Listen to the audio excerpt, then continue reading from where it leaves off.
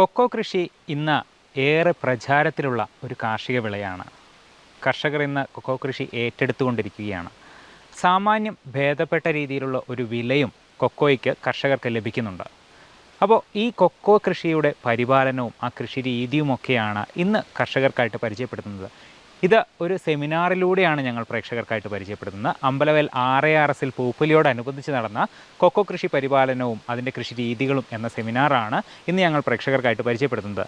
ഇത് വെള്ളായനിക്കര കാർഷിക കോളേജിലെ കാർഷിക യൂണിവേഴ്സിറ്റിയിലെ പ്രൊഫസറായ സുമാ ബി നയിച്ച ഒരു സെമിനാറാണ്. അപ്പോൾ സെമിനാർ കാണാം. ഇന്നത്തെ എപ്പിസോഡിലൂടെ ആ കൃഷി അറിവുകളൊക്കെ നമുക്ക് സ്വീകരിക്കാം.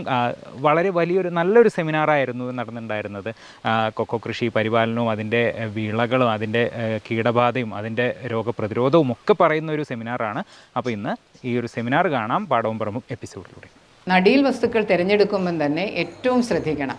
കൊക്കോയെ സംബന്ധിച്ച് നമ്മൾ കർഷകർക്കായിട്ട് റെക്കമെൻഡ് ചെയ്യുന്നത് ഹൈബ്രിഡ് അല്ലെങ്കിൽ സങ്കരയിനം തൈകളെന്ന് പറയും. അപ്പോൾ ഇതിന് വേണ്ടിയിട്ട് നമ്മൾ സങ്കരയിനം തൈ രണ്ട് തരത്തിലും നമുക്കിതിൻ്റെ പ്രജനനം സാധ്യമാണ്. അതായത് വിത്ത് തൈ കൊണ്ടും ചെയ്യാം, ബഡ് ചെയ്തോ ഗ്രാഫ്റ്റ് ചെയ്തിട്ടുള്ള തൈകൾ ഉപയോഗിച്ചും ഇതിൻ്റെ പ്രജനനം സാധ്യമാണ്. നമ്മൾ ഇതിൽ വിത്ത് തൈകൾ മാത്രമാണ് കൂടുതലായിട്ടും ഉപയോഗിക്കുന്നതിനുള്ള ചില കാരണങ്ങളുണ്ട്. കാരണം ഇതിന് നിങ്ങൾക്കറിയാവുന്ന പോലെ കൊക്കോയ്ക്ക് രണ്ട് തരത്തിലുള്ള ശാഖകളുണ്ട്. ഒന്ന് അതിന് നേരെ വളരുന്നത്, ഒന്ന് സൈഡിലേക്ക് വളരുന്നത്. അപ്പം നമുക്ക് പൊതുവേ ഈ നേർ കമ്പുകൾ വളരെ കുറച്ചേ കിട്ടുകയുള്ളൂ. അപ്പോൾ സൈഡിലുള്ള അതായത് ഫാൻ ബ്രാഞ്ച് എന്ന് നമ്മൾ പറയും. ഈ ഫാൻ ഷൂട്ടുകളിൽ നിന്നാണ് നമുക്ക് കൂടുതലും ബഡുകളും ഗ്രാഫ്റ്റിങ്ങിനുള്ള കമ്പുകളും കിട്ടുന്നത്. അപ്പോൾ അത് ഉപയോഗിച്ച് ചെയ്യുമ്പോൾ തൈകൾ പൊതുവെ വളരെ ചെറിയ തോതിൽ തന്നെ ബ്രാഞ്ച് ചെയ്ത് വളരും. അതിനെ ഷേപ്പ് ചെയ്തെടുക്കുക, അത് തുടക്കത്തിൽ അതിൻ്റെ പുടുപ്പ് നുള്ളി കൃത്യമായിട്ട് പരിപാലിച്ച് ഷേപ്പ് ചെയ്തില്ല എന്നുണ്ടെങ്കിൽ നമ്മൾ വിചാരിക്കുന്ന ഒരു ഗുണം അതിനുണ്ടാവില്ല. അത് കർഷകരെ സംബന്ധിച്ച് ആദ്യത്തെ 3 വർഷം വളരെയധികം തൊഴിൽ ദിനങ്ങൾ നമ്മൾ അതിനു വേണ്ടി ചിലവാക്കണം. അതേസമയം നമ്മൾ തൈ ആണെന്നുണ്ടെങ്കിൽ അതൊരു വിത്ത് മുളപ്പിച്ച തൈ ആണെങ്കിൽ അതിന് അതിൻ്റേതായ രീതിയിലുള്ളൊരു ആകൃതിയുണ്ട്. അപ്പോൾ അധികം ആകൃതി രൂപീകരണത്തിന് വേണ്ടി നമ്മൾ ബുദ്ധിമുട്ടണ്ട. അതിന് സാധാരണഗതിയിൽ ഒരു 1-1.5 മീറ്റർ ആകുമ്പോൾ തന്നെ അത് തന്നെത്താൻ ബ്രാഞ്ച് ചെയ്യും. അതിന് നമ്മൾ പറയുന്നത് ജോർക്കറ്റിംഗ് എന്നാണ്. അതായത് ആദ്യത്തെ ഒരു 1-1.5 മീറ്റർ എത്തുമ്പോഴേക്കും അത് ജോർക്കറ്റ് ചെയ്ത് ബ്രാഞ്ച് ചെയ്ത് ആദ്യത്തെ തട്ടുണ്ടാകും. വീണ്ടും അടുത്ത തട്ട് ഈ ഒന്നാമത്തെ തട്ടിൻ്റെ താഴെ നിന്നും അടുത്ത ഒരു എണ്ണം പോയിട്ട് ആ ഒരു ചുപ്പോൺ പോയി അടുത്ത തട്ടുണ്ടാകും. അങ്ങനെ ഇത് 2, 3, 4 തട്ടുകളിലേക്ക് പോയിട്ട് കൊക്കോ നിൽക്കുന്നത്. പക്ഷേ ഒരിക്കലും നമുക്ക് കൃഷി ചെയ്യുമ്പോൾ ഇതിനെ ഒരുപാട് തട്ടുകൾ മുകളിലേക്ക് വിട്ട് കഴിഞ്ഞാൽ നമുക്ക് വലിയ പ്രയാസമാണ്. കായകൾ പറിക്കാൻ പ്രയാസം, അതിൻ്റെ രോഗകീട നിയന്ത്രണം പ്രയാസം, മാനേജ്മെൻ്റ് ഒക്കെ പ്രയാസമാണ്. അതുകൊണ്ട് ഒറ്റത്തട്ടിൽ ക്രമീകരിക്കുക എന്നുള്ള രീതിയാണ് നമ്മൾ കൃഷി ചെയ്യുമ്പോൾ നോക്കുന്നത്. അപ്പോൾ അതിനൊക്കെ ഏറ്റവും നല്ലത് കൃഷിക്കാർക്ക് ഏറ്റവും ഈസി ആയിട്ട് ആകൃതി രൂപീകരണം അധികം വേണ്ട, അതേപോലെ തന്നെ മാനേജ് ചെയ്യാൻ എളുപ്പം, ഇതെല്ലാം നോക്കുമ്പോൾ നമുക്ക് വിത്ത് ഉൽപ്പാദിപ്പിക്കുന്ന തൈകളിലാണ് നടീൽ വസ്തുക്കളായിട്ട് ഉപയോഗിക്കുന്നത് ഏറ്റവും നല്ലത്. പക്ഷേ അത് ഏതെങ്കിലും ഒരു കൊക്കോ തൈയിൽ മരത്തിൽ നിന്ന് നമ്മുടെ ഇപ്പം തോട്ടങ്ങളിലൊക്കെ നല്ല കൊക്കോ മരം നിൽക്കുന്നുണ്ടാവും. അതിൽ നിന്നൊരു കായ എടുത്ത് തൈ ഉണ്ടാക്കി കഴിഞ്ഞാൽ നമുക്ക് ആ പറയുന്ന ഗുണം കിട്ടിക്കോണമെന്നില്ല. കാരണം ഇത് പരപരാഗണം നടക്കുന്ന വിളയാണ്. അത് കൂടാതെ തന്നെ സെൽഫ് ഇൻകോമ്പാറ്റബിലിറ്റി എന്ന് പറയും. എന്ന് പറഞ്ഞാൽ ഒരു ചെടിക്ക് അതിൻ്റെ പൂമ്പൊടി ഉപയോഗിച്ച് കായ ഉണ്ടാക്കാൻ പറ്റില്ല, മറ്റൊരു ചെടിയിൽ നിന്നും പൂമ്പൊടി സ്വീകരിക്കണം. അങ്ങനെ വരുമ്പോഴത്തേക്കും നമുക്ക് ഈ ഏതെങ്കിലും ഒരു തോട്ടത്തിൽ നിൽക്കുന്ന കൊക്കോയിൽ നിന്നൊരു കായ എടുക്കും. ഒരുപക്ഷെ ആ മരം വളരെ നല്ലതായിരിക്കും. അതിൽ നിന്ന് കായ എടുക്കുമ്പോൾ സ്വാഭാവികമായിട്ടും നമുക്കതിൻ്റെ പോളൻ എവിടെ നിന്ന് അല്ലെങ്കിൽ അതിൻ്റെ പൂമ്പൊടിയുടെ സോഴ്സ് എവിടെയാണെന്ന് നമുക്കറിയില്ല. അപ്പോൾ അതുകൊണ്ട് തന്നെ നമുക്ക് ഈ പറയുന്ന ഗുണനിലവാരം ലഭ്യമാകാൻ പ്രയാസമാണ്. അതേസമയം നമ്മൾ ഇതിനു വേണ്ടിയിട്ട് പോളിക്ലോണൽ ഗാർഡൻസ് ഉണ്ടാക്കി അത് വളരെ നല്ല ശാസ്ത്രീയമായ രീതിയിൽ വെച്ചിട്ട് അതിൽ നിന്നുമാണ് നമ്മൾ കായെടുത്ത് തൈ ഉണ്ടാക്കുന്നത്. അപ്പം ഇത്തരത്തിലുള്ള ശാസ്ത്രീയമായിട്ടുള്ള പോളിക്ലോണൽ ഓർച്ചാർഡുകളുള്ളത് സർവകലാശാലയ്ക്കാണ്.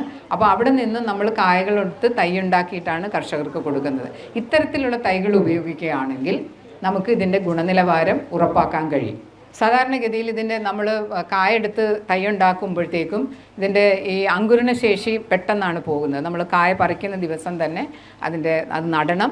അപ്പോൾ അതിന് സാധാരണഗതിയിൽ നമ്മൾ പോട്ടിംഗ് മിക്സ്ചർ ഉപയോഗിച്ചുകൊണ്ട് പോളിത്തീൻ ബാഗുകളിലാണ് തൈ ഉണ്ടാക്കുന്നത്. 50% ഇതുള്ള ഷീറ്റുകൾ, അതായത് ഷെയ്ഡ് നെറ്റ് ഉപയോഗിച്ചുകൊണ്ടുള്ള ഷെഡുകളിലാണ് കൊക്കോ തൈകൾ ഉൽപ്പാദിപ്പിക്കുന്നത്. അപ്പോൾ ഞാൻ ഈ പറഞ്ഞതുപോലെ ഈ പോളിക്ലോണൽ ഓർച്ചാർഡിലേക്ക് മാതൃവൃക്ഷങ്ങളെ തിരഞ്ഞെടുക്കുന്നത് നമ്മളുടെ ഏകദേശം 15 മുതൽ 20 വർഷത്തെ ഗവേഷണത്തോടൊപ്പം നമ്മൾ ഉണ്ടാക്കിയെടുക്കുന്ന മാതൃപിതൃവൃക്ഷങ്ങളും അതോടൊപ്പം നമ്മളുടെ ഏറ്റവും നല്ല ഇനങ്ങളും ചേർത്തുകൊണ്ടാണ് നമ്മൾ ഇത്തരത്തിലുള്ള പോളിക്ലോണൽ തോട്ടങ്ങൾ മെയിൻറ്റെയിൻ ചെയ്യുന്നത്. അതിൻ്റെ ചുറ്റും ഒരു 150 മീറ്ററോളം നമ്മൾ ഐസൊലേഷൻ കൊടുത്തിട്ടുണ്ട്. മറ്റ് സ്ഥലത്തു നിന്നും പൂമ്പൊടി അതിലേക്ക് വരാതിരിക്കാൻ വേണ്ടി. കാരണം ഈ കൊക്കോ പരപരാഗണം നടക്കുന്നു എന്ന് പറയുമ്പോൾ അതിനൊരു ചെറിയ സൂക്ഷ്മജീവിയാണ് ഈ പരാഗണം നടത്തുന്നത്. ഈ സൂക്ഷ്മജീവികൾക്ക് മാക്സിമം വരാവുന്ന ഒരു ദൂരമാണ്. ഈ 150 മീറ്റർ കൂടുതൽ അത് യാത്ര ചെയ്യില്ല. അപ്പോൾ അതുകൊണ്ടാണ് നമ്മൾ ഈ 150 മീറ്റർ ഇതിന് ചുറ്റളവിലും ഒരു ഐസൊലേഷൻ കൊടുത്തിട്ടാണ് ഈ തോട്ടങ്ങൾ മെയിൻറ്റെയിൻ ചെയ്യുന്നത്. അപ്പോൾ ഇത്തരത്തിലുള്ള ശാസ്ത്രീയമായിട്ടുള്ള തോട്ടങ്ങളാണ് നമ്മൾ ഈ കായ്കൾ ശേഖരിക്കുന്നതിന് വേണ്ടിയിട്ട് സജ്ജമാക്കിയിട്ടുള്ളത്. ഇനി കായിക പ്രജനനം ഞാൻ പറഞ്ഞു, സാധാരണഗതിയിൽ നമ്മൾ റബ്ബറിലൊക്കെ ചെയ്യുന്നത് പോലെ പാച്ച് ബഡിങ്ങും അതേപോലെ സോഫ്റ്റ് വുഡ് ഗ്രാഫ്റ്റിങ്ങും നമുക്ക് ചെയ്യാവുന്നതാണ്. സ്വാഭാവികമായിട്ടും ഞങ്ങൾ ഇത് നമ്മൾ ചെയ്യുമ്പോൾ ഒരു പ്രത്യേക, ഇപ്പം നമ്മളുടെ CCRP 1 മുതൽ 15 വരെയുള്ള ഇനങ്ങൾ എന്ന് പറഞ്ഞാൽ നമ്മൾ ഈ സങ്കര ഇനം തൈകൾ ഉപയോഗിക്കുമ്പോൾ ഒരിക്കലും നമുക്കൊരു ഇനം തിരിച്ച് പറയാൻ പറ്റില്ല. അത് ഇതിൻ്റെ എല്ലാം കൂടിയുള്ള ഒരു മിക്സ്ചറായിരിക്കും. അതേസമയം നമുക്കൊരു ഇനം പറയണമെന്നുണ്ടെങ്കിൽ സ്വാഭാവികമായിട്ടും കായിക പ്രജനനത്തിലേക്ക് പോകണം. പക്ഷേ അതിന് ഇതിൻ്റേതായ ചില ബുദ്ധിമുട്ടുള്ളത് കൊണ്ടാണ്. പക്ഷേ ലോങ് റണ്ണിൽ നമ്മൾ നോക്കുകയാണെങ്കിൽ, ഒരു ദീർഘകാല അടിസ്ഥാനത്തിൽ നോക്കുകയാണെങ്കിൽ രണ്ടും ഏകദേശം ഒരേ വിളവാണ് തരുന്നത്. കർഷകരെ സംബന്ധിച്ച് ഇത് രണ്ടായിട്ട് വെക്കുന്നതുകൊണ്ട് പ്രത്യേകിച്ച് അഡ്വാൻറ്റേജ് ഒന്നുമില്ല. അതായത് നമുക്ക് 18 മാസമാകുമ്പോൾ തന്നെ ഈ രണ്ടും പൂക്കും. കായകൾ ഉണ്ടാകുന്നത് 3 വർഷം ആകുമ്പോൾ തന്നെയാണ്. ഈൽഡ് സ്റ്റെബിലൈസേഷനും 5 വർഷം ആകുമ്പോൾ, അതേപോലെ 35-40 വർഷത്തോളം ആ ചെടികൾ കായകൾ തരും. ഇതെല്ലാം നമ്മൾ ദീർഘകാലാടിസ്ഥാനത്തിൽ നോക്കുകയാണെങ്കിൽ ഒരേപോലെയാണ്. അതുകൊണ്ട് തന്നെ ചിലവ് കുറഞ്ഞതും ഏറ്റവും ഈസി ആയിട്ട് മാനേജ് ചെയ്യാവുന്ന തരത്തിലുള്ളത് കൊണ്ടാണ് നമ്മളിതിൻ്റെ പോളിക്ലോണൽ ഗാർഡനിൽ നിന്നുള്ള ഹൈബ്രിഡ് തൈകളെ ഉപയോഗപ്പെടുത്തുന്നത്. ബഡ് തൈ ആകുമ്പോൾ ഇതേപോലെ ബ്രാഞ്ച് ആയിട്ടാണ് വരുന്നത്. ഇതിൻ്റെ തുടക്കത്തിൽ നട്ട് കഴിയുമ്പം ആ ബഡിൻ്റെ താഴേന്ന് വരുന്ന പൊടിപ്പുകൾ കൃത്യമായിട്ട് നുള്ളിയില്ലെങ്കിൽ കുറച്ച് നാൾ ഇപ്പം നമ്മൾ കൊണ്ട് തൈ നട്ടിട്ട് പോകാതിരുന്നു കഴിഞ്ഞാൽ കുറച്ച് കഴിയുമ്പോൾ ഇതിൻ്റെ ബഡ് ഏതാ ഫ്രൂട്ട് സ്റ്റോക്ക് ഏതാണെന്ന് അറിയാത്ത അവസ്ഥയിലേക്ക് പോകും. പലപ്പോഴും അങ്ങനെ സംഭവിച്ചിട്ടുമുണ്ട്. അപ്പോൾ അതൊക്കെ വളരെ ബുദ്ധിമുട്ടുള്ള കാര്യങ്ങളാണ്. ഇനി ഇത് ആദ്യത്തെ കാണുന്ന ഫോട്ടോ എന്ന് പറയുന്നത് നമ്മൾ തൈ ഉപയോഗിച്ചിട്ട് നട്ടിട്ടുള്ള ഒരു തോട്ടമാണ്. അത് ഏകദേശം ഒരു ലെവലിൽ എത്തിയതിന് ശേഷം തന്നെത്താൻ ബ്രാഞ്ച് ചെയ്ത് കൃത്യമായിട്ടും, അതേസമയം നമ്മൾ ബഡ് തൈകൾ ഉപയോഗിക്കുകയാണെങ്കിൽ ഇതേപോലെ ആദ്യം അത് 2-3 ബ്രാഞ്ചുകളായിട്ടായിരിക്കും, പിന്നെ അതിനെ മാനേജ് ചെയ്ത് നമ്മൾ ഇതേപോലെ ആക്കിയെടുക്കണം. അത് കുറച്ച് ബുദ്ധിമുട്ടുള്ള കാര്യമാണ്. ഇനി 2 തരത്തിൽ നമുക്ക് കൃഷി ചെയ്യാം. തനിവിളയായിട്ടും ചെയ്യാം, ഇടവിളയായിട്ടും കൊക്കോ കൃഷി ചെയ്യാം. പൊതുവെ കൊക്കോ അതിനൊരു തണൽ ആവശ്യപ്പെടുന്ന അല്ലെങ്കിൽ തണൽ ഇഷ്ടപ്പെടുന്ന ചെടിയാണ്. അതുകൊണ്ടാണ് അത് പൊതുവെ നമ്മൾ ഈ തണൽ മറ്റുള്ള മരങ്ങളുടെ ഇടയിലായിട്ട് കൃഷി ചെയ്യുന്നത്. അപ്പോൾ ഈ അങ്ങനെയുള്ള വിളയാണെങ്കിൽ നമുക്ക് ഈ തണൽ, അതേസമയം നമുക്കത് തനിവിളയായിട്ട് തന്നെ ചെയ്യുമ്പോഴും ആദ്യത്തെ 3 വർഷം 75%, അതായത് തണൽ ആവശ്യമാണ്. ആദ്യത്തെ 3 വർഷം തണൽ കൊടുക്കണം. അപ്പോൾ അതിന് വേണ്ടിയിട്ട് നമുക്ക് അങ്ങനെ ഇപ്പോൾ തനിവിളയായിട്ട് കൃഷി ചെയ്യുമ്പോൾ ഉള്ള ഗുണം എന്താണെന്ന് വെച്ചാൽ അതിന് വിളവ് കൂടുതൽ കിട്ടും. കാരണം നല്ല വെയിൽ കിട്ടുന്നത് കൊണ്ട് തന്നെ പൊതുവെ കായപിടുത്തം കൂടുതലായിരിക്കും. പക്ഷേ മാനേജ്മെൻറ്റ് നല്ലപോലെ വേണം. കാരണം തണൽ ഇഷ്ടപ്പെടുന്നതായതുകൊണ്ട് തന്നെ അത് പൊതുവേ ഒരു ഓപ്പൺ ആയിട്ടുള്ള വെയിലിലേക്ക് വരുമ്പോൾ നല്ല രീതിയിൽ നനച്ചു കൊടുക്കണം. വേനൽക്കാലത്ത് നല്ല പ്രൊട്ടക്ഷൻ കൊടുക്കണം. ഇല്ലെങ്കിൽ അത് ഇതാവും. പക്ഷേ അതേപോലെ തന്നെ അതിൻ്റെ ആയുസ്സും കുറച്ച് കുറവായിരിക്കും. അതായത് 30-35 വർഷം ഇടവിളയായിട്ട് നടുമ്പോൾ നമുക്ക് വിളവ് കിട്ടുമ്പോൾ ഒരു ആവറേജ് ആയിട്ടുള്ള വിളവായിരിക്കും. അതായത് 1.5-2 കിലോ, അല്ലെങ്കിൽ നമ്മുടെ മാനേജ്മെൻറ്റ് അനുസരിച്ച് 3 കിലോയോ 4 കിലോ വരെ പോകുമ്പോൾ ഇത് 8-10 കിലോ വരെയൊക്കെ ആയിരിക്കും ഒരു തനിവിളയായിട്ട് വയ്ക്കുമ്പോൾ കിട്ടുന്നത്. പക്ഷേ 10-15 വർഷം ആകുമ്പോഴേക്കും അതിൻ്റെ വിളവ് കുറയുന്നതായിട്ട് പിന്നെ കാണാം. വീണ്ടും അത് റീപ്ലാന്റ് ചെയ്യേണ്ടി വരും. അപ്പം തനിവിളയായിട്ട് പോകുമ്പോഴും ആദ്യത്തെ 3 വർഷം എന്തെങ്കിലും തരത്തിലുള്ള ടെമ്പററി ആയിട്ടുള്ള, അതായത് താൽക്കാലികമായിട്ടുള്ള തണൽ മരങ്ങൾ വെച്ച് കൊടുക്കണം. നമുക്ക് വേണേൽ വാഴ വെച്ച് കൊടുക്കാം. അതുപോലുള്ള ഏതെങ്കിലും ഒരു വിള ഇതിന് ഒരു തണലിന് വേണ്ടിയിട്ട് ആദ്യത്തെ 3 വർഷം വെച്ചതിന് ശേഷം പിന്നീട് അത് തന്നെ നിന്നോളും. വേറെ കുഴപ്പമൊന്നുമില്ല. നന്നായിട്ട് നനച്ചു കൊടുക്കുകയും മറ്റു മാനേജ്മെൻറ്റ് കൊടുത്തു കഴിഞ്ഞാൽ അത് തുടർന്ന് പോയിക്കോളും. അപ്പം പൊതുവേ നമ്മൾ ഇടവിള കൃഷിയാണ് പ്രിഫർ ചെയ്യുന്നത്. കാര്യം കുറച്ചുകൂടെ നമുക്ക് മാനേജ്മെൻറ്റ് കൊണ്ട് ഈസി ആയതുകൊണ്ട് തന്നെ. ഇപ്പം തെങ്ങാണ് നമ്മൾ ഇതുവരെ നോക്കിയിട്ടുള്ളതിൽ തെങ്ങ്, കവുങ്ങ്, റബ്ബർ, അതേപോലെ ഓയിൽ പാം, ഇത് 4 എടുത്ത് നോക്കിയാലും ഏറ്റവും നല്ലത് തെങ്ങിൻ്റെ ഇടവിളയായിട്ട് കൊക്കോ കൃഷി ചെയ്യുമ്പോഴാണ് ഏറ്റവും നല്ല വിളവും ഏറ്റവും നന്നായിട്ട് വരുന്നത്. ഇപ്പം നമ്മുടെ സാധാരണഗതിയിൽ തെങ്ങുകൾ നമ്മൾ സ്പേസിങ് വെച്ച് നടുകയാണെങ്കിൽ ഒരു 7.5 മീറ്റർ അകലമാണ് തെങ്ങിന് വെക്കുക. 7.5 മീറ്റർ അകലത്തിലാണ് തെങ്ങ് സാധാരണഗതിയിൽ വെക്കുക. നമ്മളിപ്പം പൊതുവെ കേരളത്തിൽ നോക്കുകയാണെങ്കിൽ നമ്മളിങ്ങനെ തെങ്ങ് കറക്റ്റ് അകലം പാലിച്ച് വെക്കുന്ന തോട്ടങ്ങൾ വളരെ കുറവാണ്. നമുക്ക് കിട്ടുന്ന സ്ഥലത്തൊക്കെ നമ്മൾ തെങ്ങ് നടും, പിന്നെ അതിൻ്റെ ഇടയിൽ കിട്ടുന്നതൊക്കെ വേറെയും കൊണ്ട് നടും. അങ്ങനെ നമുക്കൊരു പ്രത്യേകിച്ചൊരു പാറ്റേൺ ഒന്നുമില്ല. അതേസമയം നമ്മൾ മറ്റ് സംസ്ഥാനങ്ങളിലേക്ക് പോവുകയാണെങ്കിൽ അവരുടെ തെങ്ങിൻ തോപ്പുകളെന്ന് പറഞ്ഞാൽ കൃത്യമായ അകലം പാലിച്ചായിരിക്കും വെക്കുന്നത്. അപ്പോൾ അങ്ങനെയുള്ള തടങ്ങൾ, അങ്ങനെയുള്ള സ്ഥലമാണെങ്കിൽ ഇപ്പോൾ 7.5 മീറ്റർ അകലത്തിൽ ഇതിനകത്ത് ആ മഞ്ഞ നിറത്തിൽ കാണുന്നതാണ് തെങ്ങുകൾ, മഞ്ഞ ഡോട്ടായിട്ടിട്ടിരിക്കുന്നതാണ് തെങ്ങുകൾ. ആ തെങ്ങുകൾ 7.5 മീറ്റർ അകലത്തിലാണെങ്കിൽ 2 തെങ്ങ് വരിയുടെ ഇടയിലൂടി ഒരു വരി കൊക്കോ 3 മീറ്റർ അകലത്തിൽ, 3x3 കൊക്കോകൾ തമ്മിലുള്ള അകലം 3 മീറ്റർ അകലത്തിൽ കൊക്കോ നടണം. അകലം നമുക്കിങ്ങനെ പാലിക്കാൻ പറ്റിയില്ലെങ്കിലും കുഴപ്പമൊന്നുമില്ല. ഒരു തെങ്ങിൻ്റെ ചുറ്റളവ് എന്ന് പറയുന്നത് 2 മീറ്റർ ചുറ്റളവിലാണ് അതിൻ്റെ വേരുപടലം കാണുന്നത്. അതേസമയം കൊക്കോയ്ക്ക് ഓരോ സൈഡിലേക്ക് 1.5 മീറ്ററാണ്. അപ്പോൾ 2ഉം 1.5 കൂടെ ആയപ്പോൾ എത്രയായി? 3.5. അപ്പോൾ ഒരു 3.25 മീറ്റർ വിട്ട് കഴിഞ്ഞേച്ച് നമുക്ക് കൊക്കോ നടാം. അതായത് രണ്ടും തമ്മിലുള്ള കോമ്പറ്റീഷൻ വരരുത്. അതായത് തെങ്ങിൻ്റെ വേരും കവുങ്ങിൻ്റെ വേരും കൊക്കോയുടെ വേരും തമ്മിൽ അധികം കോമ്പറ്റീഷൻ വരാൻ പാടില്ല. അപ്പം സാധാരണഗതിയിൽ ഇതേപോലെ ലൈൻ പിടിച്ചിട്ടുള്ളതാണെങ്കിൽ നമുക്ക് 2 വരി തെങ്ങിൻ്റെ ഇടയിലായിട്ട് ഒരു വരി കൊക്കോ കൃത്യമായിട്ട് 3 മീറ്റർ അകലത്തിൽ വയ്ക്കാം. 2 തെങ്ങിൻ്റെ ഇടയിലും കൂടിയും കൊക്കോ വയ്ക്കാൻ പറ്റും. സ്വാഭാവികമായിട്ടും അത് ചില സ്ഥലങ്ങളിൽ ആളുകൾ പ്രിഫർ ചെയ്യാത്തതിന് കാരണം ഈ തെങ്ങ് കയറാനുള്ള ബുദ്ധിമുട്ടൊക്കെ കൊണ്ട് ചിലത് ചെയ്യാറില്ല. പക്ഷേ അങ്ങനെ വേണമെങ്കിലും വയ്ക്കാം. അങ്ങനെ വെക്കുകയാണെങ്കിൽ നമുക്ക് ഏകദേശം 1 ഹെക്ടർ സ്ഥലത്ത് 175 തെങ്ങുള്ള 1 ഹെക്ടർ സ്ഥലത്ത്, അതായത് 2.5 ഏക്കർ സ്ഥലത്ത് നമുക്ക് കൊക്കോ 500 എണ്ണം വയ്ക്കാൻ പറ്റും. അതേസമയം നമ്മളിപ്പം ഞാനീ പറഞ്ഞതുപോലെ അകലം പാലിച്ചല്ല വെച്ചിട്ടുള്ളതെങ്കിൽ നമ്മളൊരു തെങ്ങിൽ നിന്ന് ഒരു 3.25 മീറ്റർ അകലം മാറ്റി കൊക്കോ വയ്ക്കുക. കൊക്കോ 2 കൊക്കോകൾ തമ്മിൽ 3 മീറ്റർ അകലം, അതായത് 10 അടി അകലം പാലിച്ചുകൊണ്ട് കൊക്കോ നട്ട് കഴിഞ്ഞാൽ നമുക്ക് അത് അങ്ങനെ അനുസരിച്ച് ലേഔട്ട് ചെയ്യുമ്പോൾ കുറച്ച് എണ്ണം കുറവായിരിക്കുന്നേ ഉള്ളൂ. അത്തരത്തിലാണ് കൊക്കോ ചെയ്യേണ്ടത്. അടുത്തത് കവുങ്ങാണെങ്കിൽ നമ്മൾ സാധാരണ പറയുന്ന 2.7 മീറ്റർ അകലത്തിലാണ് കവുങ്ങ് വയ്ക്കുന്നത്. 2 പെയർ കൊക്കോ കവുങ്ങാണെങ്കിൽ അതിൻ്റെ ഇടയിൽ ഒരു വരി കൊക്കോ ഇതേപോലെ 3 മീറ്റർ അകലത്തിൽ വെക്കണം. അങ്ങനെ വെക്കുമ്പോൾ നമുക്ക് ഏകദേശം 1 ഹെക്ടറിൽ 685 കൊക്കോയോളം വയ്ക്കാൻ പറ്റും. അപ്പം പെയ്ഡ് റോ സിസ്റ്റം എന്ന് പറയും. 2 വരി കവുങ്ങിൻ്റെ ഇടയിൽ ഒരു വരി കൊക്കോ. ഇനി റബ്ബർ ആണെന്നുണ്ടെങ്കിൽ റബ്ബർ സാധാരണഗതിയിൽ നമ്മൾ കുറച്ചൊന്ന് റബ്ബർ വളർന്നതിന് ശേഷം കൊക്കോ വയ്ക്കുന്നതായിരിക്കും നല്ലത്. കാരണം റബ്ബറിനെ സംബന്ധിച്ച് നോക്കുകയാണെങ്കിൽ റബ്ബറിൻ്റെ വേര് 7-8 മീറ്റർ അല്ലെങ്കിൽ 10 മീറ്റർ അകലത്തിൽ വരെ പോകും. അതുകൊണ്ട് തന്നെ റബ്ബർ കൊക്കോയുടെ വളമെടുത്ത് പോവുകയുള്ളൂ. ഒരിക്കലും റബ്ബറിൻ്റെ വളം കൊക്കോ എടുക്കില്ല. അതുകൊണ്ട് തന്നെ റബ്ബറിൻ്റെ ഇടയിൽ കൊക്കോ വയ്ക്കുമ്പം കൊക്കോയ്ക്ക് പ്രത്യേകം വളം കൊടുക്കണം, അല്ലെങ്കിൽ അതിന് വിളവുണ്ടാവില്ല. അതേപോലെ തന്നെ നമ്മൾ അതൊരു സാധാരണ ഒരു 7 വർഷമൊക്കെ ആകുമ്പോഴാണ് റബ്ബർ ടാപ്പിംഗ് തുടങ്ങുന്നത്. അപ്പോൾ കുറച്ചൊന്ന് വളർന്നതിൻ്റെ ആ ഇലയൊക്കെ ഒന്ന് മുകളിലേക്ക് പോയി കാനോപ്പിയൊക്കെ ഒന്ന് മുകളിലെത്തിയതിന് ശേഷം നമുക്ക് ഏറ്റവും നല്ലത് 4 റബ്ബറിൻ്റെ ഇടയിൽ ഒരു കൊക്കോ വയ്ക്കാം. 4 റബ്ബറിൻ്റെ ഇടയിൽ ഒരു കൊക്കോ വെച്ച് പോവുകയാണെങ്കിൽ അത് നല്ല രീതിയിൽ വരുന്നതായിരിക്കും. ഓയിൽ പാം ആണെന്നുണ്ടെങ്കിൽ സാധാരണ ഇപ്പോൾ ആന്ധ്രയിലൊക്കെ അവർ ഏറ്റവും കൂടുതൽ ഓയിൽ പാം, ഇപ്പോൾ കേരളത്തിലും ചില സ്ഥലങ്ങളിലൊക്കെ വീണ്ടും ഓയിൽ പാം കൃഷി തുടങ്ങിയിട്ടുണ്ട്.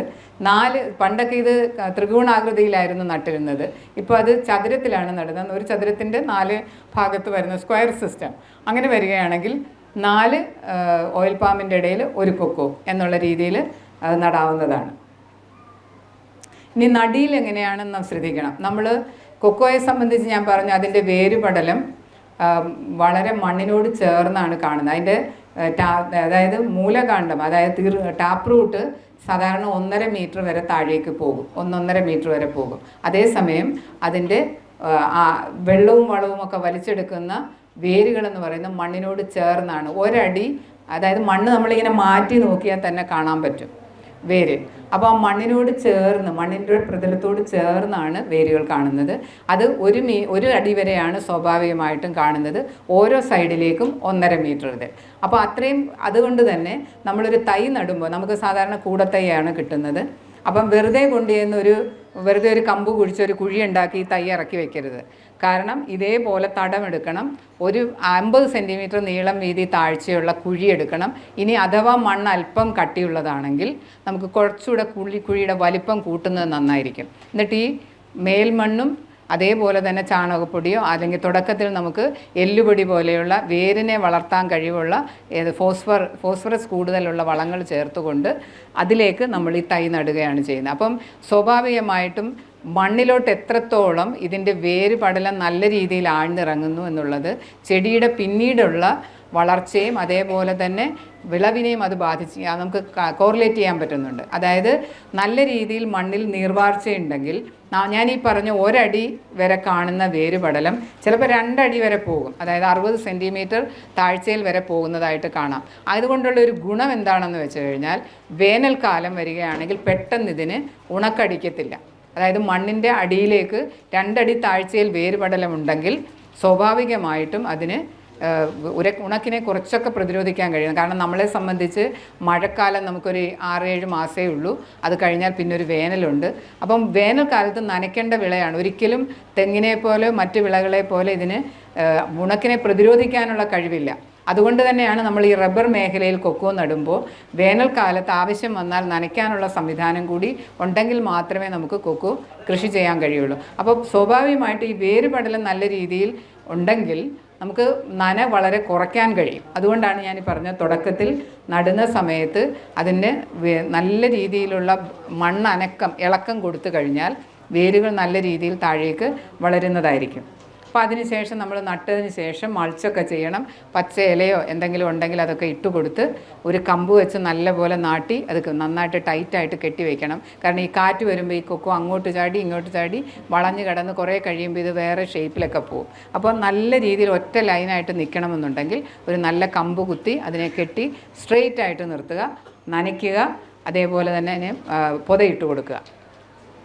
പിന്നെ ഇനി ചില സമയത്ത് നമ്മളിപ്പം തെങ്ങിൻ്റെയും കവുങ്ങിൻ്റെയും റബ്ബറിൻ്റെയും ഒക്കെ ഇടയിൽ നടുകയാണെങ്കിലും ചിലപ്പം കാണാം ഈ ചെടികൾ പെട്ടെന്നൊരു മഞ്ഞളിപ്പ് കാണിക്കും. അപ്പോൾ അതിൻ്റെ അർത്ഥം അതിന് ഷെയ്ഡ് കുറവാണെന്നുള്ളതാണ്. അതായത് ആദ്യത്തെ 3 വർഷം തൈകൾക്ക് 75% വരെ തണൽ ആവശ്യമാണ്.